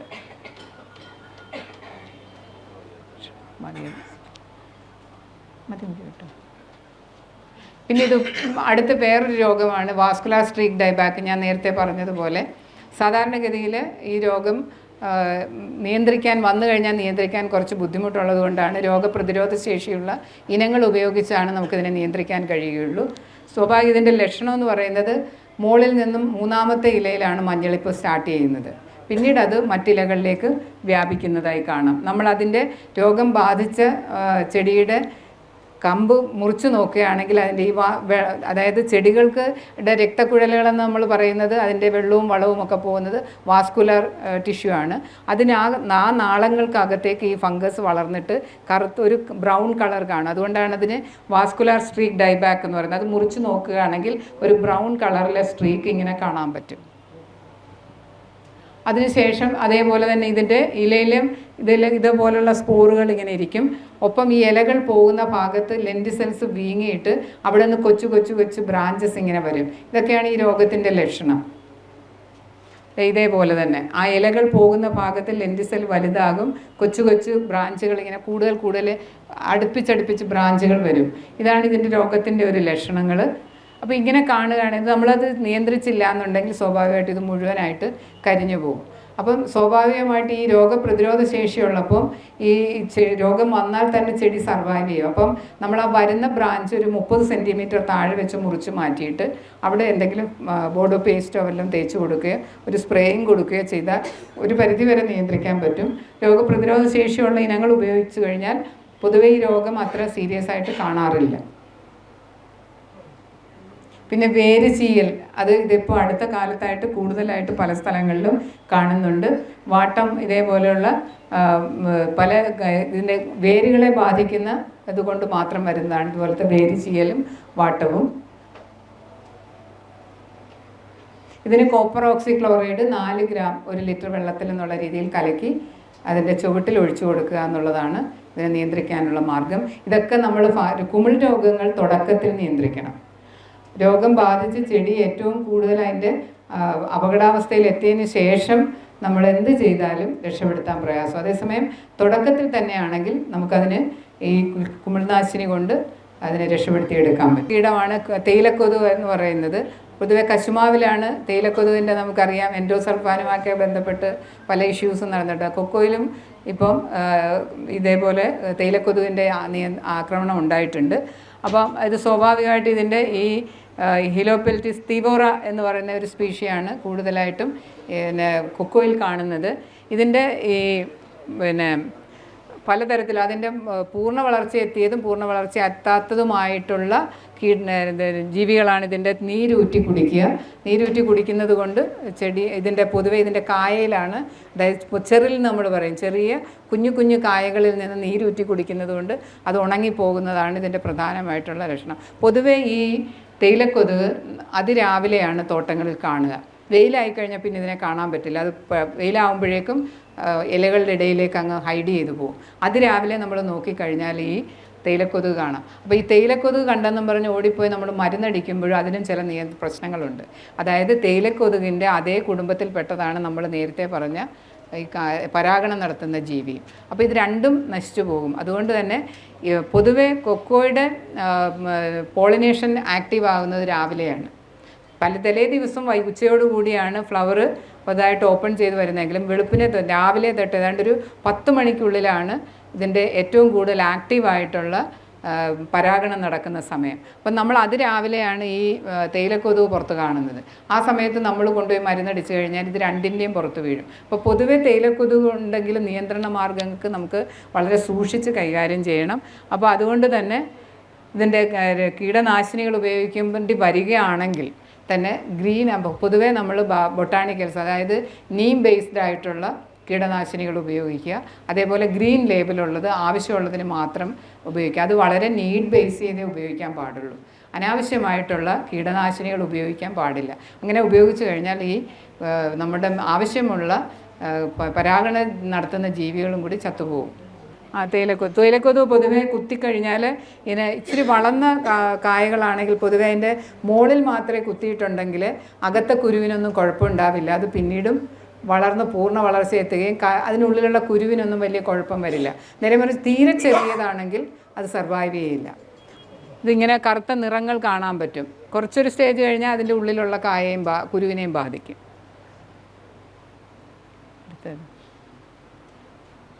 ഇതിങ്ങനെ തുറന്നു കഴിഞ്ഞാൽ ഏറ്റവും കൂടുതൽ അറ്റാക്ക് വന്നിട്ടുണ്ടെങ്കിൽ കുരുവും ഇതുപോലെ കേക്ക്ഡായിട്ട് അത്രയും മാൽഫോംഡായിട്ട് പോകും. ഇനി ഏറ്റവും കൂടുതൽ നമ്മുടെ ഈ തോട്ടങ്ങളിൽ കാണുന്ന മൈക്കേനിയ എന്ന് പറയുന്ന ഒരു ചെടികളുടെ പുറത്തൊക്കെ വളർന്ന് പന്തലിച്ച് കിടക്കുന്ന ഒരു കളയുണ്ടല്ലോ. അതായത് ഏത് പ്ലാന്റേഷൻ്റെ ഏത് ചെടിയുടെ മുകളിലാണെങ്കിലും അത് ഇങ്ങനെ മറിഞ്ഞ് അതിനകത്ത് വെള്ള പൂക്കളുമായിട്ട് കാണുന്ന അതിലാണ് ഏറ്റവും കൂടുതൽ ഈ തേയിലക്കൊതുക് മുട്ടയിടുന്നതും അത് ബ്രീഡ് ചെയ്യുന്നത്. അതായത് ഒരിക്കലും ഈ തേയിലക്കൊതുക് കൊക്കോയിൽ അതിൽ നിന്നും തീരൂറ്റി കുടിച്ചാലും അതിലത് മുട്ടയിടത്തില്ല. മുട്ടയിടുന്നത് ഇതേപോലെയുള്ള അതിന് പടമുണ്ടോ ഈ കാണുന്ന ഈ ചെടികളിലാണ്. ഇത് നമ്മുടെ തോട്ടങ്ങളിലൊക്കെ കാണും. അതുകൊണ്ട് തന്നെ തേയിലക്കൊതുകിൻ്റെ ഉപദ്രവമുള്ള തോട്ടം കണ്ടു കഴിഞ്ഞാൽ അവിടെ പ്രത്യേകിച്ച് ശ്രദ്ധിച്ചിട്ട് നമ്മൾ ഈ കാണുന്ന ഈ കളയെ എത്രയും പെട്ടെന്ന് നിയന്ത്രിക്കണം. കാരണം ഇതിനുള്ളിലാണ് ഇത് ഏറ്റവും കൂടുതലായിട്ട് മുട്ടയിട്ട് വിരിച്ചു വരുന്നത്. പിന്നെ ഉള്ളത് തണ്ടുതുരപ്പനാണ്. അതായത് നമ്മൾ ഇതിൻ്റെ തണ്ടുതുരപ്പൻ പുഴു എന്ന് പറയുന്നത് അതിൻ്റെ തണ്ട് തുരന്ന് ഉള്ളിൽ കയറി അതിൻ്റെ ഉള്ളിലുള്ള ഇതെല്ലാം തിന്ന് അതിൻ്റെ ആ വെള്ളവും വളവും വലിച്ചെടുക്കുന്ന നാളങ്ങൾക്കുള്ളിൽ ഇത് പോയി ക്ലോഗ് ചെയ്യും. അങ്ങനെ ചെയ്യുമ്പോഴാണ് അവിടേക്കുള്ള വെള്ളത്തിൻ്റെയും ഇത് അങ്ങോട്ട് പോകാതാവുമ്പോൾ ചെടി സ്വാഭാവികമായിട്ടും ഉണങ്ങിപ്പോകും. അപ്പോൾ തുടക്കത്തിൽ നമ്മൾ നോക്കിക്കഴിഞ്ഞാൽ ഇത് കീടമാണോ രോഗമാണോ എന്ന് അറിയാനുള്ള മാർഗ്ഗം ഇതിൽ നിന്ന് പൊടി പോലെ ആയിരിക്കും വരുന്നത്. അതായത് ഇത് തുറന്നിട്ടുണ്ടെങ്കിൽ അവിടെ ഇങ്ങനെ ഒരു ചെറിയ മാർക്കിംഗ് കാണും, അതിലൂടെ പൊടിയായിട്ട് വരും. അതല്ല കീടമാണെന്ന് രോഗമാണെങ്കിൽ നമുക്കറിയാൻ പറ്റും. അതിൽ കൂടെ ഒരു ചുവന്ന നിറത്തിലുള്ള വെള്ളമാണ് ഒഴുകി വരുന്നത്. അപ്പോൾ ഇത് കാണുകയാണെങ്കിൽ പതുക്കെ ഒന്ന് ചിസൽ ചെയ്ത് നോക്കുകയാണെങ്കിൽ നമുക്ക് അതിനകത്ത് അതിൻ്റെ പുഴു ഇരിക്കുന്ന കാണാൻ പറ്റും. ആ പുഴുവിനെ പറ്റുമെങ്കിൽ എടുത്ത് കളഞ്ഞതിന് ശേഷം അവിടേക്ക് നമുക്ക് കീടനാശിനി ഒഴിച്ചു കൊടുത്തു കഴിഞ്ഞാൽ നിയന്ത്രിക്കാൻ പറ്റും. അതും തുടക്കത്തിലാണെങ്കിലേ പറ്റുള്ളൂ. തോട്ടത്തിൽ നമ്മൾ സ്ഥിരമായിട്ടൊന്ന് നോക്കണം, ശ്രദ്ധിക്കണം. ഇതുപോലെയുള്ള ഇത് കാണുകയാണെങ്കിൽ കുറേ കഴിയുമ്പോഴത്തേക്ക് അത് ഇതേപോലെ അതിൻ്റെ കാസ്റ്റിങ്സ് കിടക്കുന്നുണ്ട്. ആ ബ്രൗൺ കളറിലെ പൊടി പൊടി പോലെ കിടക്കും. അത് കുറച്ചുകൂടെ ശ്രദ്ധിച്ചില്ലെങ്കിൽ കുറേ കഴിയുമ്പോൾ അത് ഉണങ്ങി അങ്ങ് പോകുന്നതായിട്ട് കാണാം. ഇതാണ് ആ മുറിച്ചെടുത്ത് കാണുന്ന പുഴു. നമ്മളതിങ്ങനെ പൊളിച്ച് നോക്കുകയാണെങ്കിൽ അതിനകത്ത് ആ പുഴു ഇരിക്കുന്നത് കാണാം. അതിനകത്ത് തന്നെ അത് പ്യൂപ്പേറ്റ് ചെയ്ത് വരും. നിയന്ത്രണ മാർഗങ്ങൾക്ക് നമുക്ക് ശിഖരങ്ങൾ ആദ്യം നശിപ്പിച്ച് കളയാം, ആക്രമണ വിധേയമായത്. പിന്നെ ഉണങ്ങിയിട്ടില്ലെങ്കിൽ കമ്പി കൊണ്ട് പുഴുക്കളെ നമുക്ക് കുത്തിയെടുത്ത് കളയാം. പിന്നെ മിത്രകുമിളായ ബുവേറിയ എന്ന് പറഞ്ഞൊരു മിത്രകുമിൾ കലക്കി 20 ഗ്രാം 1 ലിറ്റർ വെള്ളത്തിൽ കലക്കി ഒഴിച്ചു കൊടുത്താൽ അത് നിയന്ത്രിക്കാവുന്നതാണ്. ജൈവ രീതിയിൽ തന്നെ നമുക്ക് നിയന്ത്രിക്കാം. പിന്നെ മിത്ര നിമാവിരകൾ എന്ന് പറഞ്ഞ് ഇത് നമ്മൾ യൂണിവേഴ്സിറ്റി കടാവർ എന്ന് പറഞ്ഞ് കിട്ടുന്നുണ്ട്. ഇത് വാങ്ങി നമ്മൾ അതിൻ്റെ ഉള്ളിൽ ഇട്ട് കൊടുത്തു കഴിഞ്ഞാൽ അത് പോയിട്ട് ഇതിനെ കൊല്ലുകയും ചെയ്യും. വാഴയ്ക്കൊക്കെ ഉപയോഗിക്കുന്നതാണ്. പക്ഷേ ഇതിനകത്ത് ശ്രദ്ധിക്കേണ്ട ഒരു കാര്യം, ഇത് നമ്മൾ ഇട്ട് കൊടുക്കുമ്പോൾ ഇതിനൊരു നനവുണ്ടെങ്കിൽ മാത്രമേ ഈ നിമാവിരകൾ പോയി ഇതിനെ കൊല്ലുകയുള്ളൂ. ഒരു ചെറിയ നനവും കൂടെ ആവശ്യമാണ്. അങ്ങനെ വാഴയ്ക്കാകുമ്പോൾ പൊതുവേ അതിനൊരു നനവുണ്ട്. കൊക്കോയ്ക്ക് അതില്ലാത്തത് കൊണ്ട് തന്നെ ഇത് അത്രയും എഫക്റ്റീവ് അല്ല. പിന്നുള്ളത് മീലി മുട്ടകളാണ്. അത് സ്വാഭാവികമായിട്ടും ഒരു പ്രത്യേക സീസണിലാണ് ഏറ്റവും കൂടുതൽ മീലി മുട്ടകൾ വരുന്നത്. മീലി മുട്ട പൊതുവെ ചുവന്ന ഉറുമ്പ്, പുളിയുറുമ്പും കൂടെ ഉള്ള സ്ഥലങ്ങളിലാണ് ഏറ്റവും കൂടുതൽ കാണുന്നത്. ഇത് കൂടുതലായിട്ടുണ്ടെങ്കിൽ മാത്രമേ ഇതിനും നമുക്ക് മിത്രകീടങ്ങളുണ്ട്. അതിനെ വാങ്ങിക്കൊണ്ടുവന്ന് നമ്മൾ ഇട്ട് കൊടുത്തു കഴിഞ്ഞാൽ സ്വാഭാവികമായിട്ടും ഇതിനെ നിയന്ത്രിക്കാൻ പറ്റും. അതുപോലെ തന്നെ പുളിയുറുമ്പിനെ നിയന്ത്രിക്കുകയാണെങ്കിലും ഇത് കുറേയൊക്കെ ഇതിൻ്റെ സ്പ്രെഡ് കുറയ്ക്കാൻ പറ്റും. ഇതിനെ ഒരു മരത്തിൽ നിന്ന് വേറൊരു മരത്തിലോട്ട് എടുത്തുകൊണ്ട് പോകുന്നത് ഈ പുളിയുറുമ്പാണ്. ഒരു മരത്തിൽ നിന്ന് എടുത്ത് വേറെടുത്ത് കൊണ്ടുവയ്ക്കുന്നത്. പിന്നെ ഇലതീനി വണ്ടുകൾ, ഇതൊക്കെ ഒരു സീസണലായിട്ട് വരുന്നതാണ്. പ്രധാനമായിട്ടുള്ള പെസ്റ്റുകളൊന്നുമല്ല. അതുപോലെ ഇലതീനി പുഴുക്കൾ, അതും ഇതേപോലെ തന്നെ പ്രത്യേക ഒരു സീസണിൽ മാത്രം കാണുന്നതാണ്. അത് കഴിഞ്ഞാൽ സ്വാഭാവികമായിട്ടും അത് പോകുന്നതായിരിക്കും. ഇതുപോലെ സുന്ദരി വണ്ടുകൾ എന്ന് പറഞ്ഞാൽ ഈ വണ്ടുകളെ ഉപയോഗിച്ചുകൊണ്ട് നമുക്കിതിനെ ജൈവ രീതിയിൽ നിയന്ത്രിക്കാൻ പറ്റും. ഇത് നമുക്ക് യൂണിവേഴ്സിറ്റി തന്നെ ഉള്ളതാണ്. ഇത് വാങ്ങി നമുക്ക് റിലീസ് ചെയ്ത് കൊടുത്തു കഴിഞ്ഞാൽ പൊതുവേ ഇത് നിയന്ത്രിച്ചു വരും. ഇതൊക്കെ ജൈവ രീതിയിൽ ഇതിൽ നമ്മൾ കൂടുതലായിട്ട് കീടനാശിനികൾ ഉപയോഗിക്കുമ്പോഴാണ് ഈ ജൈവ കീടങ്ങൾ, ഇതിന് മിത്രകീടങ്ങളൊക്കെ നശിച്ചു പോവുകയും കൂടുതൽ വരുന്നത്. അപ്പോൾ കഴിയുന്നത്ര ആവശ്യമുള്ള സമയത്ത് മാത്രം കീടനാശിനികൾ ഉപയോഗിക്കുക, വളരെ ആവശ്യത്തിന് മാത്രം. അങ്ങനെ വരികയാണെങ്കിൽ ഒരു പരിധി വരെ നമുക്ക് അതില്ലാതെ തന്നെ ഇത് നിയന്ത്രിക്കാൻ കഴിയും. പിന്നെ ഇത് സോപ്പ് ലായനി എന്ന് പറഞ്ഞൊരു അതും നമുക്ക് യൂണിവേഴ്സിറ്റിയിൽ അവൈലബിൾ ആയിട്ടുള്ളതാണ്. അത് കലക്കി ഒഴിച്ചു കൊടുത്താലും ഈ പിന്നെ മീലി മുട്ടകളെ നശിപ്പിക്കാൻ കഴിയും. പിന്നെ യഥാർത്ഥത്തിൽ ഇതിൻ്റെ പ്രധാന പെസ്റ്റ് വേറെയാണ്. എലി, അണ്ണാൻ, അങ്ങനെയൊക്കെയുള്ള ജീവികളാണ് ഏറ്റവും കൂടുതലായിട്ടുള്ളത്. അപ്പോൾ എലികളെ ആണെങ്കിൽ നമുക്ക് നിയന്ത്രിക്കണമെന്നുണ്ടെങ്കിൽ ഒരു കർഷകൻ തോട്ടത്തിൽ മാത്രം നിയന്ത്രിക്കാൻ പറ്റും. എലികളെ നിയന്ത്രിക്കണമെങ്കിൽ ഒരു ഏരിയ മൊത്തമായിട്ട് ഒന്നിച്ച് നമ്മൾ എന്തെങ്കിലും ചെയ്യണം. കേക്കൊക്കെ വെക്കുമ്പോഴും അതേപോലെയുള്ള ഏത് നിയന്ത്രണം, ബെയ്റ്റ് വെക്കുമ്പോഴും ഒക്കെ തന്നെ നമ്മൾ ഒന്നിച്ച് നിയന്ത്രണ മാർഗ്ഗങ്ങൾ വേണം. സ്വാഭാവികമായിട്ടും നമ്മൾ ആദ്യത്തെ 3 ദിവസം എലിയെ നമ്മൾ കൊടുക്കുന്ന ഭക്ഷണം ഏതാണോ അത് പരിചയപ്പെടുത്തി കൊടുക്കണം. കാരണം എലി നമ്മളെക്കാട്ടിലും ബുദ്ധിയുള്ള ജീവിയാണ്. മനുഷ്യൻ്റെ കൈയുടെ മണം തട്ടിയാൽ തന്നെ അത് എടുക്കില്ല. അപ്പോൾ കൈയൊക്കെ നമ്മൾ ഗ്ലൗ ഒക്കെ ഇട്ടിട്ട് വേണം അതിനുവേണ്ട ബെയ്റ്റ് വെച്ച് കൊടുക്കാൻ. ആദ്യം ഏതെങ്കിലും ഒരു ധാന്യവും എണ്ണയും ചേർത്ത് ഒരു മണത്തിന് വേണ്ടി, അട്രാക്ഷന് വേണ്ടി വെച്ച് 2-3 ദിവസം അതിനെ ഫുഡ് പരിചയപ്പെടുത്തിയതിന് ശേഷം പിന്നീട് നമ്മളതിൽ വിഷം ചേർത്ത് വയ്ക്കുക. അങ്ങനെ ഒന്നിച്ചൊരു പ്രദേശത്ത് ഒന്നിച്ച് ചെയ്യുകയാണെങ്കിൽ നമുക്ക് എലികളെ പെട്ടെന്ന് നിയന്ത്രിക്കാൻ പറ്റും. ഏറ്റവും ഇതെന്ന് പറഞ്ഞാൽ ഒരു സ്ഥലത്ത് ഒരു എലിയുടെ പോപ്പുലേഷൻ ഉണ്ടെങ്കിൽ അത് കുറഞ്ഞാൽ അടുത്ത സ്ഥലത്തു നിന്ന് വന്നാൽ അത് വീണ്ടും അത് അത്രയും തന്നെ മെയിൻറ്റെയിൻ ചെയ്തു പോകും. അതുപോലെ തന്നെ ഇതിൻ്റെ വംശവർദ്ധനവും വളരെ കൂടുതലാണ്. പെട്ടെന്നാണ് എലികൾ പെറ്റുപെരുകുന്നത്. അപ്പോൾ അതുകൊണ്ട് തന്നെ ഇതുപോലുള്ള കെണികൾ ഉപയോഗിക്കാം. കേക്ക് വെച്ച് കൊടുത്ത് ചെയ്യാം. ബെയ്റ്റ് വെച്ച് വിഷം വെച്ചിട്ട് കൊല്ലുക എന്നുള്ളതാണ് അതിനുള്ള മാർഗ്ഗം. അണ്ണാനെ സംബന്ധിച്ച് നമുക്ക് കൊല്ലാൻ പറ്റില്ല. പ്രത്യേകിച്ച് മലയണ്ണാൻ ഉണ്ടെങ്കിൽ വളരെയധികം ശല്യമുണ്ട്. അപ്പം സ്വാഭാവികമായിട്ടും ഈ ചക്ക മാങ്ങയില്ലാത്ത സീസണിലാണ് ഇത് കൊക്കോയെ കയറി കൂടുതൽ ആക്രമിക്കുന്നത്. അപ്പം പഴുക്കാൻ തുടങ്ങുമ്പം തന്നെ നമ്മൾ വളരെ ഹാർവെസ്റ്റിംഗ് കറക്റ്റായിട്ടുള്ള സമയത്ത് ചെയ്യുക. ബോർഡറിലുള്ള 2-3 മരങ്ങൾ വിട്ടുകൊടുത്തു കഴിഞ്ഞാൽ അതിൽ ആ കളറ് കണ്ടിട്ട് അട്രാക്റ്റ് ചെയ്ത് അങ്ങോട്ട് പോകും. പിന്നെ അതേപോലെ തന്നെ മറ്റുള്ള ഇതെന്ന് പറഞ്ഞാൽ ഈ മരപ്പട്ടി ഇതുപോലൊക്കെ ഉള്ളതല്ല, സിവറ്റ് ക്യാറ്റ് എന്ന് പറയും. ഇതൊക്കെ തന്നെ ഇതിൻ്റെ പിന്നെ ഇതുപോലെ ഉള്ള ശല്യങ്ങൾ ഉണ്ടാക്കുന്നതാണ്. പക്ഷെ അതിനെയൊക്കെ കൊല്ലുക എന്ന് പറയുന്നത് നമുക്ക് പറ്റാത്തത് കൊണ്ട് ചില റിപ്പലൻസ് ഉണ്ടാക്കാൻ വേണ്ടിയിട്ടുള്ള അണ്ണാനെയൊക്കെ ഓടിക്കുന്നതിന് വേണ്ടിയിട്ടുള്ള അതിൻ്റെ ഗവേഷണങ്ങൾ നടക്കുന്നുണ്ട്. സമീപഭാവിയിൽ അത് എത്തുമെന്ന് നമുക്ക് പ്രതീക്ഷിക്കാം.